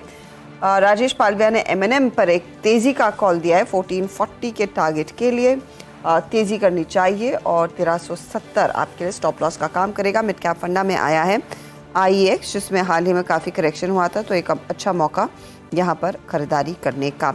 अच्छा, ऑटो की मैं बात कर रही थी कुछ देर पहले, हमने अशोक लेलैंड को विजिट किया, लेकिन राजेश सातपुते फटाफट हीरो मोटोकॉर्प पर व्यू दीजिए। अब देखते ही देखते नियरली 3% ऊपर आ गया है, टॉप ट्रेडेड काउंटर में ये है और इसके ठीक पीछे मारुति और आयशर मोटर्स भी हैं। एमएनएम पर क्योंकि कॉल आ गया वो मैं स्किप कर रही हूँ। हीरो, मारुति, आयशर क्या लेंगे? हर्षद जी मुझे लगता है कि अगर आप वन नॉच देखें तो हीरो मोटर थोड़ा बेटर लगता है, उसके बाद मारुति, एमएनएम भी अच्छा ही लग रहा है। लेकिन अगर चार्टिकली जैसे कि हीरो मोटर्स की बात करें तो मुझे लगता है ये 2840 2840 ये इसका एक इंपॉर्टेंट क्लस्टर था, सपोर्ट जो एक सपोर्ट के तौर पे काम कर रहा था। फिलहाल तो 2840 के ऊपर यहाँ पे clear cut short covering rally आनी चाहिए। ओवरऑल भी देखे तो यहाँ पे प्राइस एंड वॉल्यूम्स के हिसाब से मुझे लगता है ये मोमेंटम कंटिन्यू होगा कल भी, तो बाय साइड का ही ट्रेड बनेगा। स्टॉप लॉस होगा 2825, यानी करीबन आप कह सकते हैं कि 20-25 रुपए का स्टॉप लॉस मेंटेन करें और सामने इसका टारगेट सेट करें 2900 से लेकर 2920 का। आपकी स्क्रीन पे एमएनएम डी हाई पर, हीरो मोटोकॉर्प डी हाई पर, ऑटो में पिछले 15-20 मिनट में बहुत स्ट्रॉन्ग बाइंग है। और मुझे याद है सुबह सुबह अनुजर में जब पहला सौदा कर रहे थे, एमएनएम पहली कॉल थी चंदन तापड़िया की, मोतीलाल ओसवाल फाइनेंशियल सर्विसेज से। उन्होंने ये ट्रेड पिक किया था, बहुत शानदार रहा ये ट्रेड। अच्छा, कैपिटल गुड्स में एक बार जरा आप कमेंट्स पे आइए। कमेंट्स एक स्विंग जनरेट कर रहा है, अच्छा जनरेट कर रहा है, और एक बार इस पर अपनी राय रखिएगा शिल्पा जी। इट्स 1865-75 डे हाई की ट्रेजेक्ट्री, और मैं इसको यहाँ पे इसलिए मार्क कर रहा हूँ क्योंकि इसने 3 दिन में रेस्ट अच्छा लिया है, क्लोजर टू एक्सपायरी बहुत अच्छा रेस्ट लिया है। 20 डे पे बेस बना के आया, अब डे हाई पर है। आपको ट्रेड पॉसिबिलिटी लग रही है शिल्पा जी यहाँ पर, और कोई ऑप्शन थॉट अगर जुलाई के लिए हो तो बताइएगा। जी बिल्कुल वीरेंद्र जी, मेरा भी ये रेडार में था, मैं कमेंट से देख रही थी यहाँ पे टुवर्ड्स 1900 तो एकदम अप्रोचेबल है। तो आई वॉज लुकिंग एट कि यहाँ 1900 के ऊपर भी जाए तो कितना हम लोग इसमें एक्सपेक्ट कर सकते हैं। तो अगर 1900 फर्स्ट टारगेट है, इसके ऊपर रहता है तो 1935 से 1940 तक भी टारगेट्स है। तो जुलाई सीरीज में अगर आप देखेंगे, ऑफकोर्स यहाँ पे थोड़ा लिक्विडिटी का प्रॉब्लम है बिकॉज जुलाई सीरीज है, लेकिन अगर किसी को ये थोड़ा प्रीएम्प्ट करना है एंड यहाँ पे एक गेन्स अच्छा आपको मिलेगा ऑप्शंस के थ्रू अगर आपको प्ले करना है, तो 1900 का कॉल ऑप्शन रफली अभी 46.5 पे ही है, तो आप इसको ले सकते हैं।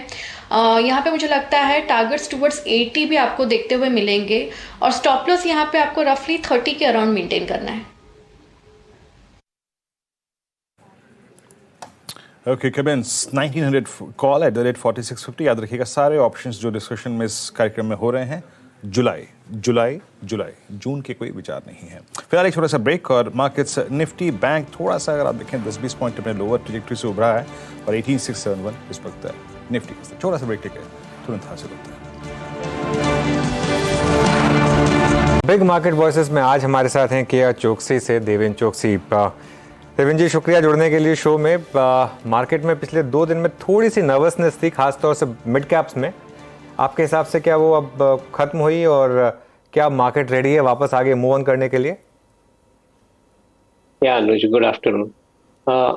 जो लास्ट 2 महीने के अंदर मिड कैप के अंदर एक तेजी थी, उसके अंदर काफी हद तक I think valuations have recovered and probably they have scaled up also. In some of the cases I think they become expensive also. मेरा ऐसा समझना है कि जो HNI इन्वेस्टर्स स्टॉक ट्रेडर्स जिन्होंने ये मिड कैप काउंटर्स के अंदर लिक्विडिटी के आधार पर जो एक बाइंग किया था, और उसके ऊपर उन्होंने एक आई थिंक मुनाफा जो बना है उनका, they are probably booking the profit at this point of time.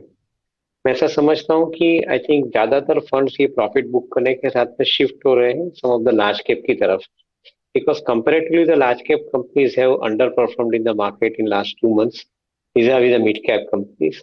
तो ये एक पोजीशन शिफ्टिंग का जो दायरा है हम उसे देख रहे हैं यहाँ पे। some of the good quality large cap companies which are also part of index at this point of time, they are basically now being bought into by some of the informed or the early investors within the HNI category.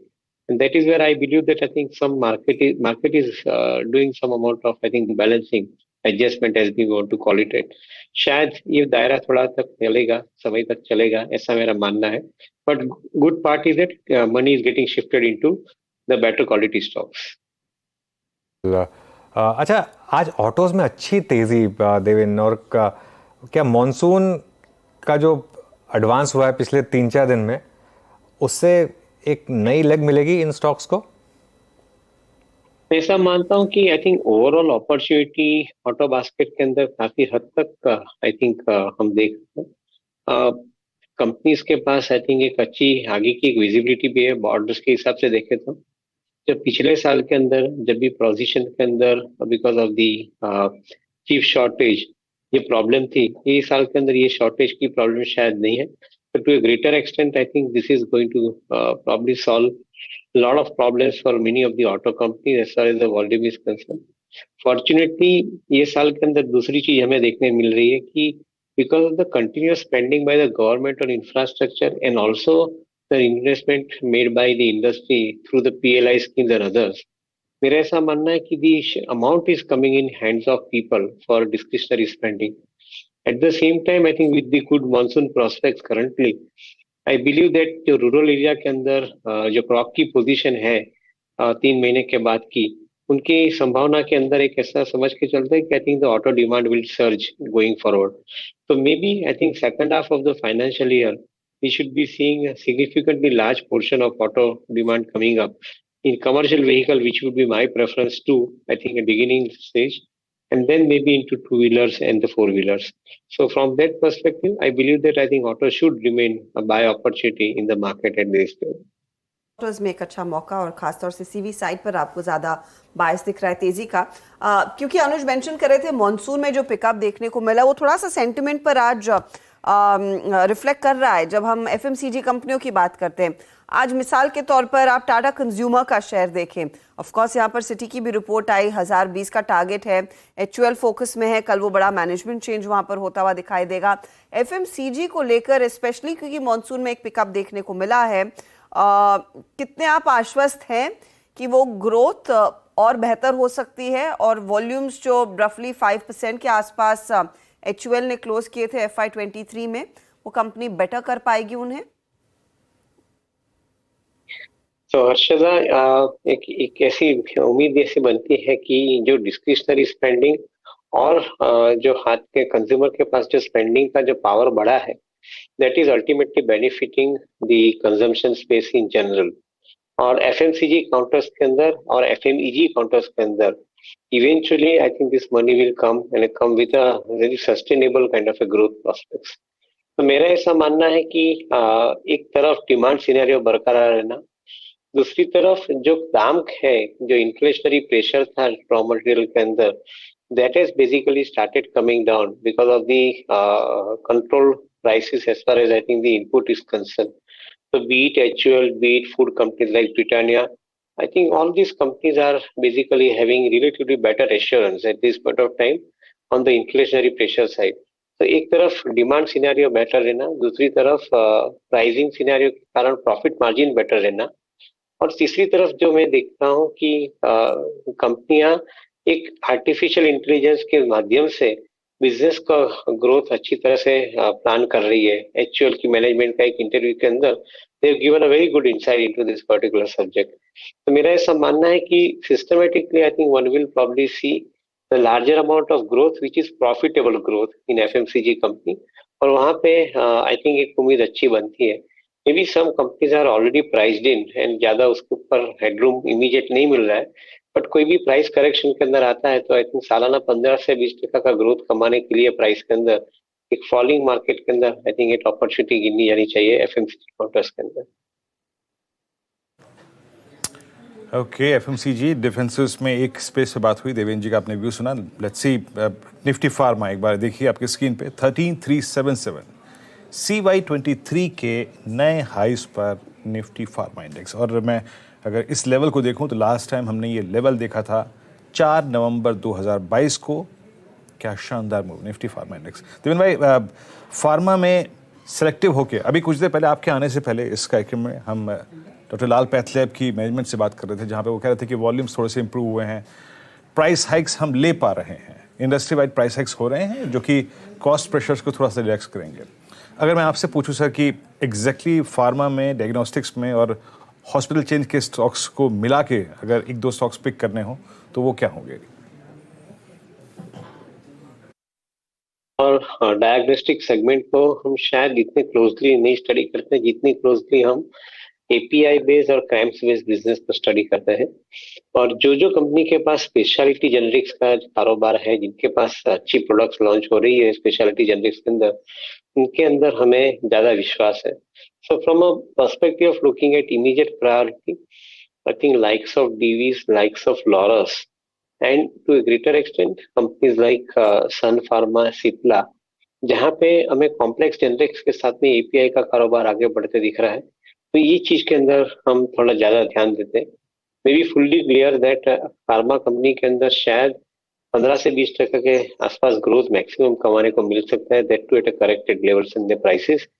तो उससे ज्यादा multiply return के लिए आपको 3-3.5 साल तक का waiting period रखना पड़ेगा। बट ओवरऑल 15-20% का ग्रोथ ये साल के अंदर देखना है तो एटलीस्ट सिलेक्ट कंपनीज के अंदर शायद आप कंसिडर कर सकते हैं जो नाम मैंने दिया है उसके अंदर। देवेन जी, एक स्टॉक स्पेसिफिक प्रश्न आपसे पूछना चाहूँगा। मैं एक इंस्टेंस रख रहा हूँ आपकी स्क्रीन पे। इंडिगो 5 अप्रैल को इसका भाव था करीब 1850, आज करीब 2500 का भाव हो गया है। क्रूड का रिट्रेसमेंट, मार्केट शेयर का इसका बढ़ना, गोयर का सिस्टम से बाहर होना, सब कुछ प्ले हुआ और लगभग इस स्टॉक ने आपको 650 रुपये का अतिरिक्त मूव दिया। एक रीजनेबल थॉट क्या होगा यहाँ? क्या प्रॉफिट्स कैश में कन्वर्ट करने चाहिए या फिर अभी से होल्ड करना चाहिए? आपका व्यू क्या कहता है? जब तक एटीएफ के दाम कंट्रोल में रहते हैं, इसकी उम्मीद है कि कंट्रोल में रहेंगे, और दूसरी तरफ इंडिया के अंदर हायर ऑक्यूपेंसी पर सीट जो हम बोलते हैं तो हमें कंटिन्यू देखने मिल रही है सस्टेनेबल बेसिस के ऊपर। तो मैं ऐसा समझता हूँ कि as of now I think there are no negatives as far as I think this business is concern. फिर भी ये बिजनेस के अंदर सिक्लिकलिटी बहुत ज्यादा है। Many times I think you are not in a full control of I think this cyclicality. तो मेरा ऐसा हमेशा सुझाव रहता है कि थोड़ा प्रॉफिट हर समय बुक करके वापस नीचे के भाव में री एंटर करना चाहिए, because that is how I think you can possibly beat the cyclicality and make some money out of it. Continuously holding the stock in the portfolio at times is not beneficial, particularly for the aviation company stocks. Okay अच्छा, एक बार market का जरा intraday chart लेकर आइए Nifty का। एकदम से अच्छा पिकअप निफ्टी में और अब 18,700 के ऊपर फिर से एक बार इंट्राडे में देखिए शानदार पुल बैक, और शायद हम डे हाई की तरफ बढ़ रहे हैं। 18,722 था सुबह का डे हाई, शायद उसकी तरफ ये इंडेक्स जा रहा है। और आईसीआईसीआई बैंक का एक बार चार्ट देखिए इंट्राडे में। उसके अलावा एचडीएफसी इसका भी इंट्राडे चार्ट देखते हैं, यहाँ पर अच्छा मोमेंटम। ग्रासिम में अच्छे मूव्स, लेकिन लार्सन एंड ट्यूब्रो, निफ्टी में कुछ स्टॉक्स हैं जो इस समय एक अच्छे मूव्स दिखा रहे हैं। एफएमसीजी में तो खैर अच्छे मूव्स रहे ही हैं। ये क्लियरली कुछ मूव्स जहाँ पर एक अच्छा मोमेंटम आपको इस समय क्लियरली स्क्रीन पर विजिबल है। देखते हैं ये कहाँ तक लेकर जाता है इसको। अब 18,702 पर इस समय। तो देवेन एक और स्पेस, अब क्योंकि हम अर्निंग सीजन की बात करेंगे, मिड कैप आईटी पर आपका क्या व्यू रहेगा? कोई स्पेसिफिक स्टॉक्स जो आपने रखे हो अपने रेडार पर यहाँ पर? So Anuj, I think you have touched upon a right point. I think as far as I think the selection of stock is concerned, mid-cap IT companies के अंदर companies like LTTS, companies like L&T Mindtree, even for that matter Cyient Technology, Tata Elxsi, I think ये जो 3 या 4 company है उनके ऊपर हम ज्यादा एक भरोसा रख के उनका बिजनेस मॉडल को स्टडी करते हैं। और in these 4 companies we find that I think they have playing in a niche area of their activities.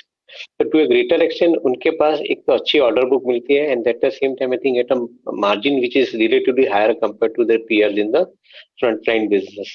So मैं ऐसा समझता हूँ कि I think likes of LTTS, L&T Mindtree or for that matter Cyient Technology, they remain relatively good growth providers as far as the business visibility and the profit is concerned. Maybe in some cases prices have actually moved up. तो शायद कभी market में थोड़ा सा correction softness आती है, तो we would probably again say I think buy into this particular counters. We believe that 15-20% का appreciation is definitely possible in this kind of companies over a period of I think 12 months. Okay, चलिए देवेंद्र, शुक्रिया फिर जुड़ने के लिए आज हमारे साथ और बात करने के लिए हमारे साथ. चलिए, ये हो गई बात देवेंद्र चौकसी से. बहुत ही इंटरेस्टिंग मूव निफ्टी में, जैसा मैंने कहा, एकदम से एक फ्रेश स्पर्ट आया. लेकिन मिड कैप इंडेक्स देखिए आप एक बार ज़रा. मिड कैप इंडेक्स में शानदार मोमेंटम अब इस समय 309 पॉइंट ऊपर मिड कैप इंडेक्स. ध्यान रखिएगा, हाई से हम करीब करीब 2.6% करेक्ट हुए थे और आज उसमें से करीब करीब 1% हम रिक्लेम कर चुके हैं. तो एक शानदार मूव वहाँ पर. रेन इंडस्ट्रीज की बात हुई थी लास्ट सीरीज इसकी F&O में, यहाँ पर एक अच्छा मोमेंटम. और टाटा कंज्यूमर अब डे हाई पर. उसके अलावा AB फैशंस, सारे के सारे स्टॉक्स जो करेक्ट हुए थे वहाँ पर बाइंग आ गई. लेकिन एक और स्पेस जहाँ पर मोमेंटम है, कोफोज की बात हुई थी. परसिस्टेंट सिस्टम्स अब 4900 क्रॉस कर रहा है. मानस, एक बार जरा परसिस्टेंट सिस्टम्स का चार्ट देखिए.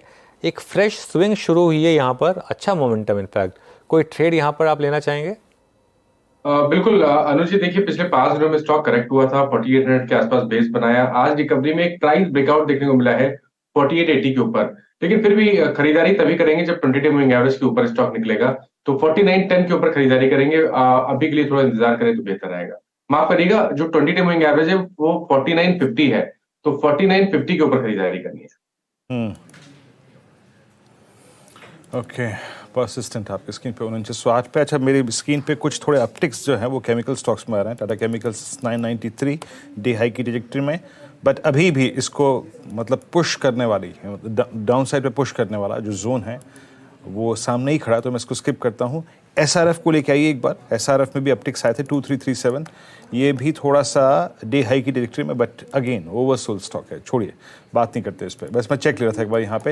Let's bring trend now. सुबह चर्चा हुई थी इस स्टॉक पे, खुल के चर्चा हुई थी. इट्स नाउ 1751 और ये इसके करियर का हाईएस्ट क्लस्टर है. राजेश सतपुते जी, अगर थोड़ा सा रीड कर पाए हो, इट्स अ फ्लैग ब्रेकआउट और जुलाई का कोई ऑप्शन रीजनेबल लग रहा हो तो बताइएगा. और मैं इसके रोलोवर्स को दिख रहा था, वो भी इंटरेस्टिंग है. हालांकि मैं रीड नहीं कर पाया अब तक जुलाई के ऑप्शंस. आपका टेक इस पर? All time high. या वीरेंद्र जी, मैं वही चेक कर रहा था जुलाई का कौन सा ऑप्शन हमें हम बाय कर सकते हैं. 1760. देखिए 1760 का कॉल ऑप्शन करीबन नहीं, मेरे पास प्राइजेस प्रॉपरली अपडेट नहीं आ रहे. वीरेंद्र जी, हम फ्यूचर्स की बात करेंगे. मैंने लिक्विडिटी नहीं है. लिक्विडिटी नहीं, बिल्कुल. देखिए जुलाई में मैंने चेक कर लिया. आपने बिल्कुल सही कहा Virendra ji. It's a flag formation, एक कंसोलिडेशन. फर्स्ट एक breakout, then a consolidation, then one more breakout. So it's a clear cut flag formation जिसका टारगेट बनता है करीबन स्विंग ट्रेडिंग के हिसाब से 1800 का. 1800 पे कॉल राइटर खड़े है, ये मैंने चेक कर लिया है. तो ये 1800 के टारगेट के लिए आप ट्रेंड अभी यहाँ पे लॉन्ग कर सकते हैं, क्योंकि ये फ्रेश ब्रेकआउट है. और इसका स्टॉप लॉस आपको जो मेंटेन करना है वो रहेगा 1740 का. तो 1740 स्टॉप लॉस, 1800 प्लस ये इसका टारगेट बनेगा. मुझे लगता है क्योंकि एक्सपायरी के सामने इस तरह से शॉर्ट कवरिंग हो रही है, तो डेफिनेटली इसका मूड तो लॉन्ग का ही है. तेजी की तरफ बढ़ता हुआ ट्रेंड का स्टॉक का यहाँ पर एक अच्छा मोमेंटम, फ्रेश ब्रेकआउट के संकेत स्क्रीन पर आपने पढ़ लिए हैं. चलिए, अब डीलिंग रूम में कितनी हरकत तेजी की तरफ आ रही है उसकी बात करेंगे. कंसिडरिंग हम डे हाई से ज़्यादा दूर है नहीं, 18,692 के लेवल्स, अब 93 के लेवल्स. निफ्टी पर 28 पॉइंट ऊपर और निफ्टी बैंक भी 37 पॉइंट ऊपर आ गया है. इस बीच मिड कैप्स, जैसे अनुज भी मेंशन कर रहे थे, 300 अंकों की बढ़त पर. डीलिंग रूम में क्या चल रहा है, किस तरह का एक्शन है, किस तरह के ट्रेड्स पर फोकस? यतन हमारे साथ है. यतन, बताइए. Good afternoon. 2 स्टॉक्स जो आज डीलर्स फोकस कर रहे हैं. सबसे पहले मदरसन सुमी और यूरोपियन कार सेल्स डेटा अच्छे आने के बाद हमने ट्रैक्शन देखा है थोड़ा बहुत इन सभी काउंटर्स में. मदरसन सुमी की बात करें तो डीलर्स यहाँ BTHT की सलाह दे रहे हैं. डोमेस्टिक म्यूचुअल फंड्स यहाँ खरीदारी कर रहे हैं, ऐसा उनका मानना है.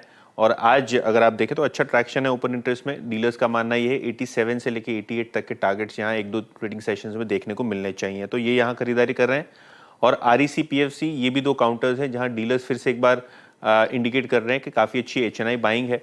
यहाँ भी ओपन इंटरेस्ट 5% बढ़ा है और 165 से लेके 170 तक के पोजिशनल टारगेट्स डीलर्स इस पर्टिकुलर काउंटर पे दे रहे हैं. तो REC और मदरसन सुमी आज ये 2 काउंटर्स हैं डीलर्स के रेडार पे. ओके, REC और संवर्धन मदरसन, ये 2 स्टॉक्स जहां पर डीलर्स इस समय पॉजिटिव रुख रख रहे हैं. मार्केट में इस समय एक अच्छा मोमेंटम और खासतौर से ब्रॉडर मार्केट में तो अच्छा समय है BTHT कॉल्स लेने का. आप मानस, आपसे शुरुआत करेंगे. BTST या STBT? देखिए थोड़ा डिफेंसिव क्षेत्र में ही एक बाय रिकमेंडेशन है और वो सिप्ला पे है। सिप्ला पे एक फ्रेश ब्रेकआउट देखने को मिला है, 4 दिनों के करेक्शन के बाद का ये ब्रेकआउट है, तो अभी भी खरीदारी करने के मौके हैं। BTST कॉल की तरह यहाँ पर खरीदारी करनी चाहिए।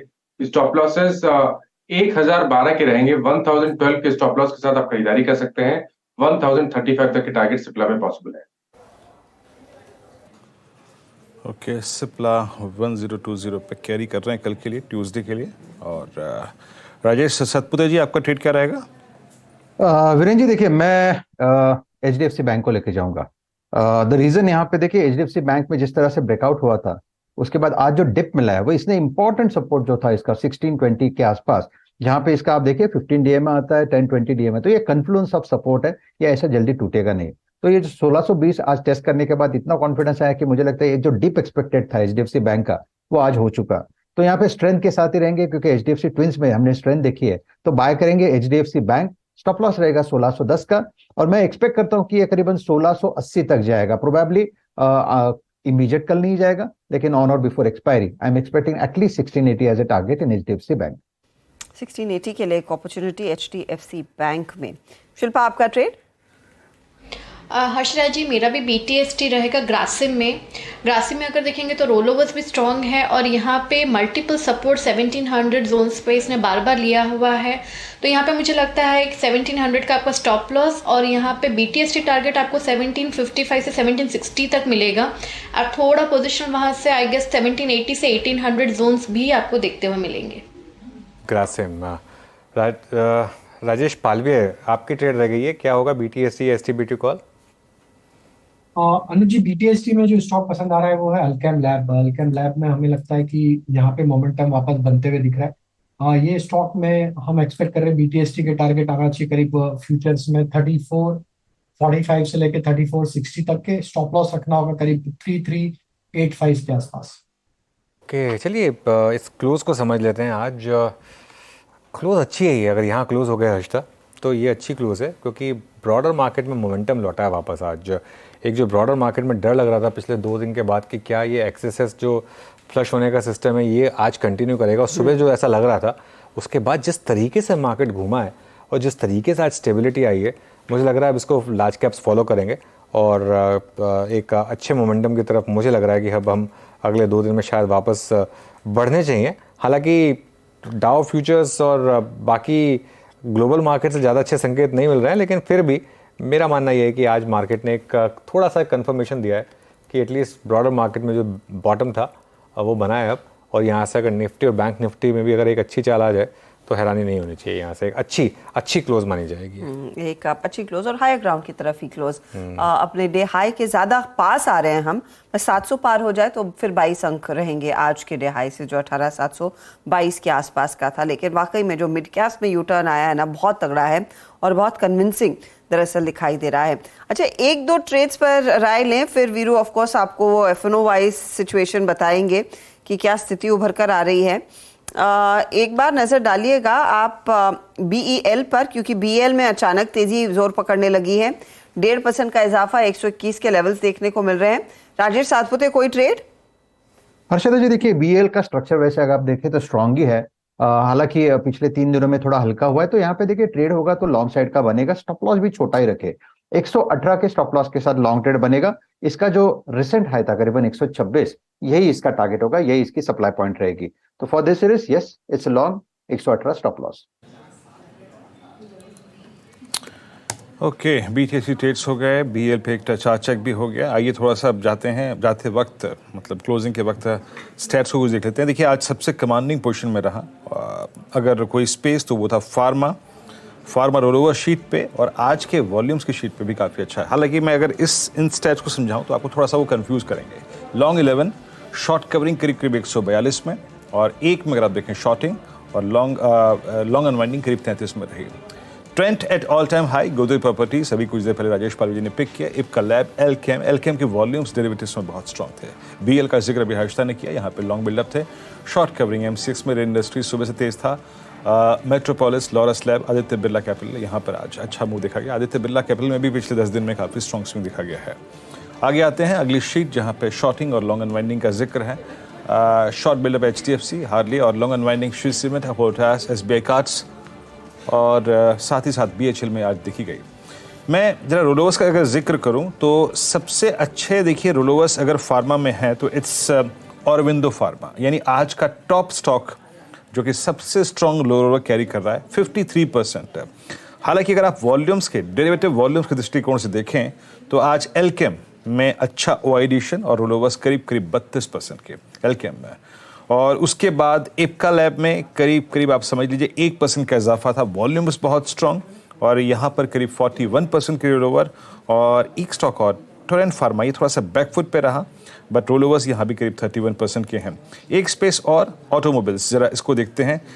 यहाँ पे आज अगर मैं रोलोवर्स के दृष्टिकोण से देखूँ, एक सेकेंड बस, यहाँ पे रोलोवर्स यस सबसे स्ट्रॉन्ग रोलोवर है इस वक्त। अगर मैं लॉन्ग साइड पे देखूँ, अशोक लेलैंड 50% रोलोवर्स, हालांकि वॉल्यूम्स थोड़े से रिड्यूस साइड पे रहे डेरिवेटिव्स में इसके। उसके बाद हीरो मोटरकॉर्प 56% रोलोवर, मतलब इस सेक्टर के सबसे अच्छे रोलोवर्स में से शामिल रहा ये। M&M closer to its all time high 34% rollover, और साथ ही साथ मदरसन सुमी करीब 34% रोलोवर, और एक टाटा मोटर्स 42% रोलोवर इस दौर की सबसे हाईएस्ट ट्रैजेक्टरी के आसपास क्लोज होने की कोशिश करता है टाटा मोटर्स। और एक बार बस आप MCX लेके आइएगा, MCX भी ऑलमोस्ट इस वक्त दिसंबर 2021 के बाद की सबसे हाईएस्ट ट्रैजेक्टरी में क्लोज होने की कोशिश करता हुआ। ये थे मतलब रोलोवर्स की शीट। लेकिन आज अनुज, जहाँ तक रोलोवर्स का सवाल है, सबसे स्ट्रॉन्ग पिकअप देखा गया फार्मा और ऑटो में। अनुज। बिल्कुल वीरू, और रेन इंडस्ट्रीज जो लास्ट के 2 दिन बचे हैं इसके F&O में, उसमें अच्छा मोमेंटम। अच्छा, एक चीज़ हुई है, श्री सीमेंट में भले ही सेलिंग रही हो स्टॉक स्पेसिफिक, लेकिन सीमेंट में आज मोमेंटम वापस लौट रहा है। Dalmia Bharat, India cements, Ramco cements, Harshada, ये सारे के सारे स्टॉक्स हैं जहाँ पर आप आज अच्छा खासा मोमेंटम देख रहे हैं। और ये एक और पॉजिटिव सॉर्ट ऑफ खबर है मार्केट के पॉइंट ऑफ व्यू से कि एक और सेक्टर जहाँ पर जो मार्केट लीडिंग सेक्टर था, जहाँ पर हमने थोड़ी करेक्शन देखी थी, वो वापस लौट रहा है। तो ये जैसे कहते हैं ना कहीं स्टार्स अलाइन हो रहे हैं। अब हम न्यू हाई को जिंक्स नहीं करेंगे, इसलिए न्यू हाई यूज़ नहीं करेंगे, लेकिन मार्केट में आज क्लियरली वापस 20 डे एक्सपोनेंशियल मूविंग एवरेज पर सपोर्ट लिया आज, और फिर वहाँ से मूव है। इनफैक्ट अब वो 20 डे मूविंग एवरेज राइजिंग है, तो थोड़ा सा बढ़ा होगा। आज सुबह जब हमने शुरुआत की थी तो 18,647 था वो निफ्टी का लेवल। आज भी वहीं सपोर्ट लिया हमने, एग्जैक्टली टू द डॉट। आज का लो और फ्राइडे का लो एकदम सेम 18,647, और एक भी पॉइंट का फर्क नहीं। मतलब ठीक है, आप कह सकते हैं आज 18,646 पॉइंट्स आते हैं, लेकिन इसने क्या किया, इसने अब आपको एक सैक्रोसैंक्ट स्टॉप लॉस दे दिया है अपनी लॉन्ग ट्रेड्स के लिए। 18,646, 18,647 के करीब अब वो आपका स्टॉप लॉस है। लेकिन अच्छा मोमेंटम मार्केट में। हिंदुस्तान एरोनॉटिक्स बैन में तब भी चल रहा है स्टॉक। इससे बड़ा एग्जांपल क्या चाहिए कि मार्केट में वापस स्टेबिलिटी आई है थोड़ी सी। मोमेंटम ऐसे लग रहा है कि बस लोगों को मौका चाहिए था डिप्स पर खरीदने का, और बाजार ने वो दिया पिछले 2 ट्रेडिंग सेशंस में। अच्छा, इस समय आप 3 इंडाइसेस देखेंगे, निफ्टी बैंक, निफ्टी और साथ ही साथ मिड कैप, तीनों पॉजिटिव टेरिटरी में। निफ्टी बैंक इस समय करीब 7 पॉइंट ऊपर कारोबार करता हुआ दिखाई दे रहा है। 16 अंकों का इजाफा निफ्टी में, और mid caps of course out perform कर ही रहे हैं। हर टिक के साथ जाते जाते पोजीशंस अब तेजी की थोड़ी बहुत आने लगी हैं इन मेटल कंपनियों में। टाटा स्टील देखिएगा 0.36% ही सही, लेकिन मूव आया है, और हिंडाल्को करीब 1.5% ऊपर क्लोज करने की तैयारी में। इन दोनों पर कोई खास ट्रेड लायक व्यू है मानस, या कल देखें? देखिए, डेफिनेटली टाटा स्टील ने बहुत ही बढ़िया रिबाउंड दिया। लोअर लेवल पे स्टॉक ने 100 या 200 डे मूविंग एवरेज ब्रीच किया था, लेकिन वापस उसने रिकवर किया है। तो एक हैमर पैटर्न बन रहा है डेली चार्ट पे। तो यहाँ पर आई थिंक थोड़ी और रिकवरी देखने को मिलेगी। 112-112.50 तक के स्तर देखने को मिल सकते हैं। तो एक ट्रेड लेना चाहिए जहां आपके स्टॉप लॉसेस 108.90 के रहेंगे और टारगेट 112.50 के रहेंगे। 112.50 के लिए एक मौका टाटा स्टील में साफ दिख रहा है। यहाँ पर एक मोमेंटम ट्रेड खासा बनता दिखाई दे रहा है। अच्छा, फार्मा साइड पर हम बात कर रहे थे तेजी की, FMCG स्टॉक्स भी हम बात कर रहे थे तेजी की, लेकिन साथ ही आप एवेन्यू सुपरमार्ट जैसा ट्रेड देखिए, क्योंकि वहां पर भी FMCG से जुड़ी हुई ये कहानी है। 3850 के लेवल्स आ चुके हैं, नियरली 3% ऊपर, और थोड़ा सा इसका लंबा चार्ट आपकी स्क्रीन पर आएगा पिछले 1 महीने का। तो धीरे धीरे करके यहाँ पर निबलिंग हुई है, खरीदारी की है लोगों ने। पालविया साहब, एवेन्यू सुपरमार्ट अब 3850 के आसपास, कुछ और मौके दिख रहे हैं क्या तेजी बढ़ने के? बिल्कुल हर्षा जी, स्टॉक में जिस तरीके के फॉर्मेशन बने, हमें लगता है एग्जैक्टली स्टॉक ने जहां से एक लो बना के वापस रिवर्सल आज बनाया है, ये काफी इंपॉर्टेंट लेवल थे 3750 के आसपास के। हमें लगता है कि स्टॉक ने अपने प्रीवियस ब्रेकआउट को रीटेस्ट करा है और अब यहाँ से पुल बैक का ट्रेड बना, ये एक्सटेंड होना चाहिए टुवर्ड्स 3940 3945 की तरफ। तो यहाँ पे जिनके पास भी लॉन्ग साइड का ट्रेड है, होल्ड रखना चाहिए। स्टॉप लॉस को अब यहाँ पे 3810 के आसपास ट्रेल कर लेना चाहिए। अच्छा, एक स्टॉक जहां पर आज वीकनेस रही काफ़ी इंटरेस्टिंग, क्योंकि पूरी की पूरी ऑटो स्पेस में शानदार रिवर्सल, शानदार कमबैक, लेकिन टीवीएस मोटर जो ऑटोस का परहैप्स सबसे स्ट्रॉन्ग स्टॉक था। हालांकि टीवीएस को लेकर एक बात हुई थी कि शायद ये अब एक वैल्यूएशन के हिसाब से इतना महंगा हो गया कि अब इसको शायद बबल टेरिटरी में माना जाएगा। इसका जरा एक हफ्ते का चार्ट लेकर आइए। आई थिंक 1390 करीब इसका हाई था, वहाँ से अब करीब ये 100 रुपये हल्का हो चुका है स्टॉक। 1352 रिसेंट हाई था। आई थिंक 52 वीक हाई शायद इससे भी ऊपर था, लेकिन यहाँ पर अच्छा एक मूव करेक्शन की साइड पर आपको यहाँ पर दिखाई दिया है। शिल्पा जी, कोई व्यू आपका? अच्छा, शिल्पा जी है नहीं शायद हमारे साथ अब। सॉरी शिल्पा जी, कोई व्यू आपका टीवीएस मोटर को लेकर? जी, टीवीएस मोटर में भी अभी रिसेंट 2-3 दिन में हमने अच्छा खासा यहाँ पे करेक्शन देखा है, लेकिन अभी ये 1300 के ऊपर वापस ट्रेड करेगा तो ही हम लोग इसमें एनी सॉर्ट ऑफ बाइंग देखेंगे, बिकॉज ये बार बार 1300 1320 जोन्स की तरफ जाता है, वहां से ऊपर से अभी सप्लाई आ रहा है। तो यहाँ पे सपोर्ट है 1240 जोन्स में। आइदर हम लोग वेट करेंगे टुवर्ड्स 1240 टू बाय, अदरवाइज 1300 के ऊपर जैसे सस्टेन करे डिसाइसिवली तो it's a very strong bye. Okay, एक चार्ट चेक ले रहा हूँ, बस कोई ट्रेड नहीं है, बस पिडिलाइट को लेके आइएगा। पिडिलाइट ने पिछले लगभग 5-7 दिन में काफ़ी वीकनेस दिखाई है। 2750 का हाई लगाने के बाद थोड़ा सा रिट्रेस हुआ है, 100 रुपये रिट्रेस हुआ है। आज भी 3/4% का प्राइस डैमेज यहाँ देखने को मिला 20 डेमा पे एग्जैक्टली। राजेश पालवे जी, ये जोन कैसा है? मतलब मैं अभी आपसे कोई ट्रेड लेने की वकालत करने की राय नहीं दे रहा, बट राय नहीं मांग रहा हूँ, बट एग्जैक्टली इसी पॉइंट पे पिछले तीन नहीं, इनफैक्ट 4, 18 अप्रैल को, 8 मई को और 24 मई को और उसके बाद 13 जून को इसी प्राइस पे बॉटम आउट होता है। ये आपका टेक इस वक्त पिडिलाइट पे? बिल्कुल वीरेंद्र जी, काफी इंपॉर्टेंट सपोर्ट एरिया के आसपास अभी स्टॉक ट्रेड कर रहा है, तो हमें लगता है risk to reward point of view से तो काफी अट्रैक्टिव जगह पे स्टॉक अवेलेबल है। हमें लगता है कि कल के सेशन में इसको वापस से रिविजिट करना चाहिए। 2610 ये इंपॉर्टेंट लेवल है। अगर ये नहीं टूटते हैं और ये होल्ड आउट होते हैं तो ये यहाँ से एक अच्छा पुल बैक का ट्रेंड बनते हुए दिख सकता है स्टॉक में। तो 2610 के लेवल को हम कल के सेशन में मॉनिटर करेंगे। अगर वो नहीं टूटता है तो यहाँ पे एक बाय का ट्रेड बिल्कुल बन सकता है। ओके, पिडिलाइट आपके स्क्रीन पे। और एक आखिरी स्टॉक और मार्क करना चाहूंगा एफएमसीजी बास्केट से ही। Let's bring Titan. टाइटन का क्लोज किस तरफ आ रहा है? टाइटन करीब 2977 पे। यस, मैं आई थिंक वही चीज़ देख रहा था। इंट्राडे का जो टाइटन का हाई था ना, याद रखिएगा 19 जून का, वो इंट्राडे बेसिस पे हाई था 3022 का। बट जहां तक क्लोज का सवाल है 2977, यानी ये टाइटन के इसके करियर की सबसे उच्चतम स्तर, all time high for Titan 2977। और अच्छा, एक और चीज़ देख लीजिए, मैजिक जिसे कहते हैं, जादू। निफ्टी का आज का इंट्राडे हाई रहा 10 डे एक्सपोनेंशियल मूविंग एवरेज, लो रहा 20 डे एक्सपोनेंशियल मूविंग एवरेज। अनुज, सटीक, बिल्कुल सटीक इन दोनों एवरेजेस के बीच में 10 के नीचे 20 के ऊपर निफ्टी क्लोज देता हुआ। अनुज? बिल्कुल वीरू, और जैसा वीरू ने कहा, मैजिक में क्या मतलब, वो कुछ लेवल्स हैं जो जिनकी जैसे कहते हैं ना कि एक अपनी पहचान होती है, एक अपनी आइडेंटिटी होती है, अपनी पर्सनालिटी होती है, और वो दोनों 10 और 20 एक्सपोनेंशियल मूविंग एवरेज आज क्लियरली वही रोल प्ले कर रहे हैं। अच्छा वीरू, लूपिन की भी क्लोज अच्छी है आज। हालांकि अभी भी वो जो पिछले हफ्ते जो लॉस आया था उसको पूरी तरीके से नहीं पूरा किया इसने। ऑलमोस्ट पहुंच गया उस लेवल पर। 883 था उस दिन, 836 तक गिरा था, अब 874-75 पर ये स्टॉक इस समय करीब ट्रेड कर रहा है। मानस, इसमें कोई ट्रेड लूपिन में?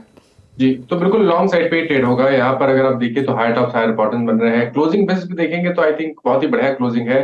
अब आपको जो टारगेट सेट करने हैं वो 895 के रहेंगे। करंट लेवल्स पे खरीदारी कर सकते हैं। 859 के आपको स्टॉप लॉस लगाना है। तो आज फार्मा की तरफ हमने देखा है सबसे बड़ा मोमेंटम देखने को मिला और कई विनिंग आइडियाज थे। लुपिन अब आपकी स्क्रीन पर सुबह से हम सिप्ला जैसे ट्रेड्स, डॉक्टर रेड्डीज, सन फार्मा जैसे ट्रेड स्पॉट करते आए हैं और मिड कैप में तो एक लंबी फहरिस्त है इस तेजी की। आप जाते जाते देखिए लॉरस लैब 3.5% ऊपर, औरो फार्मा करीब 2.5% के गेन्स पर ट्रेड करता हुआ। आज ग्लैंड फार्मा जैसे काउंटर्स, इन सब में एक अच्छा खासा मोमेंटम बनता दिखाई दिया है और डायग्नोस्टिक शेयर में तो है ही डॉक्टर लाल, मेट्रोपोलिस जैसे काउंटर्स जिनमें हमने देखा है 4% तक के गेन्स बनते दिखाई दिए। तो बड़ा ही इंटरेस्टिंग मूव और ऑफ कोर्स फोरफ्रंट पर इसके अलावा एफएमसीजी कंपनियां रही थी। ज़्यादातर फोकस ऑफ कोर्स आज के दिन टाटा कंज्यूमर, आईटीसी जैसे ट्रेड्स पर था, लेकिन ब्रिटानिया में नोटिस कर रही थी वहाँ पर धीरे धीरे करके लास्ट आवर ऑफ ट्रेड में एक अच्छा खासा पुल बैक देखने को मिला और ब्रिटानिया भी क्लियरली इस समय विनिंग साइड पर बैठता हुआ तेजी की पोजीशंस यहाँ पर देखने को मिल रही है। चलिए अब वॉल की तरफ चलेंगे और एक तो स्टॉक्स आपके लिए और अलग से आइडेंटिफाई करके देंगे जहाँ पर बड़ा एक्शन, बड़ा मूव देखने को मिला है और ऑफ कोर्स ओवरऑल क्लोजिंग का हाल भी। तो 18,722 डे हाई था, 18,700 पर आकर गाड़ी रुकने के आसार बनते दिखाई दे रहे हैं। एक बहुत तगड़ा पुल बैक देखने को मिला है डे लो से, जो वाकई में काफ़ी वेलकम है, काफ़ी सराहनीय, कंसिडरिंग पिछले हफ्ते हमने 2 दिन लास्ट 2 डेज में झटके लगे थे।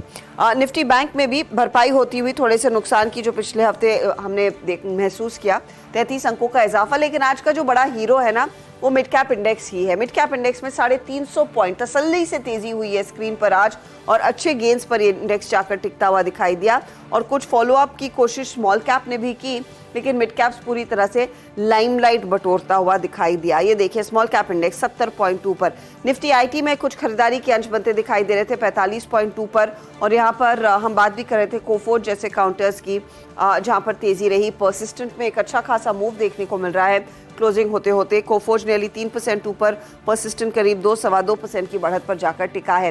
लेकिन आज एक तो एमसीएक्स का स्टॉक आपकी स्क्रीन पर लेकर आएंगे। फ्राइडे को बात हो रही थी कि जो मॉक टेस्ट हो रहे थे उनके एक्सचेंज पर वो कुछ फेल हो रहे थे, कुछ तकनीकी दिक्कत हो रही थी। वीकेंड पे इन्होंने फिर से वो मॉक टेस्ट किया, 4% ऊपर आया वो काउंटर।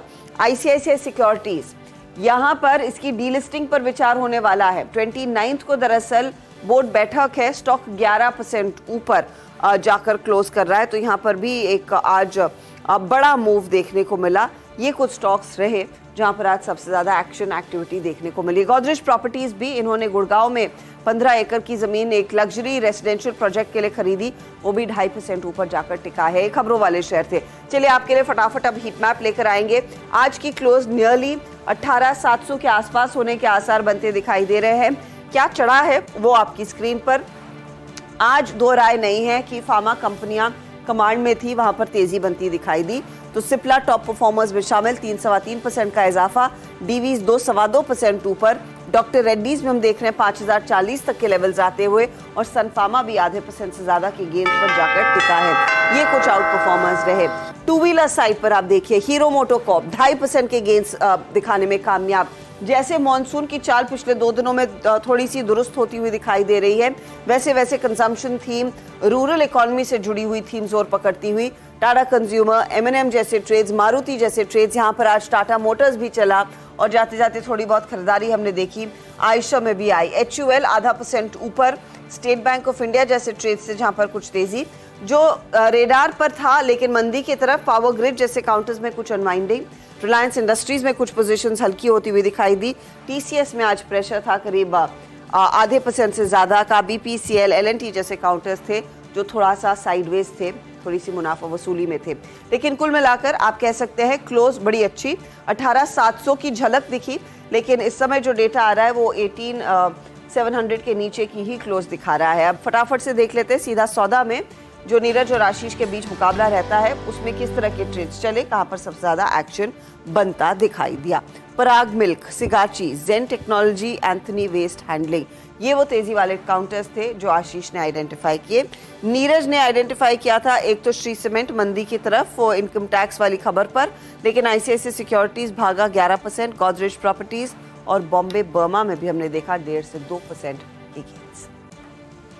बिल्कुल, तो चलिए no Monday blues for market Viru, और कल तो मंगल है तो हमारी मार्केट का ट्रैक रिकॉर्ड मंगल को वैसे नॉर्मली अच्छा ही रहा है, तो कल एक अच्छा मूव शायद एक्सपेक्ट करें आज की इस अच्छी क्लोज के बाद। जी हाँ अनुज, बिल्कुल सही कहा आपने। मंगल अच्छा रह जाए और बुध तो अच्छा रहेगा ही, क्योंकि है अवकाश। फिर कल होगी मुलाकात आपसे पूरे पैनल की।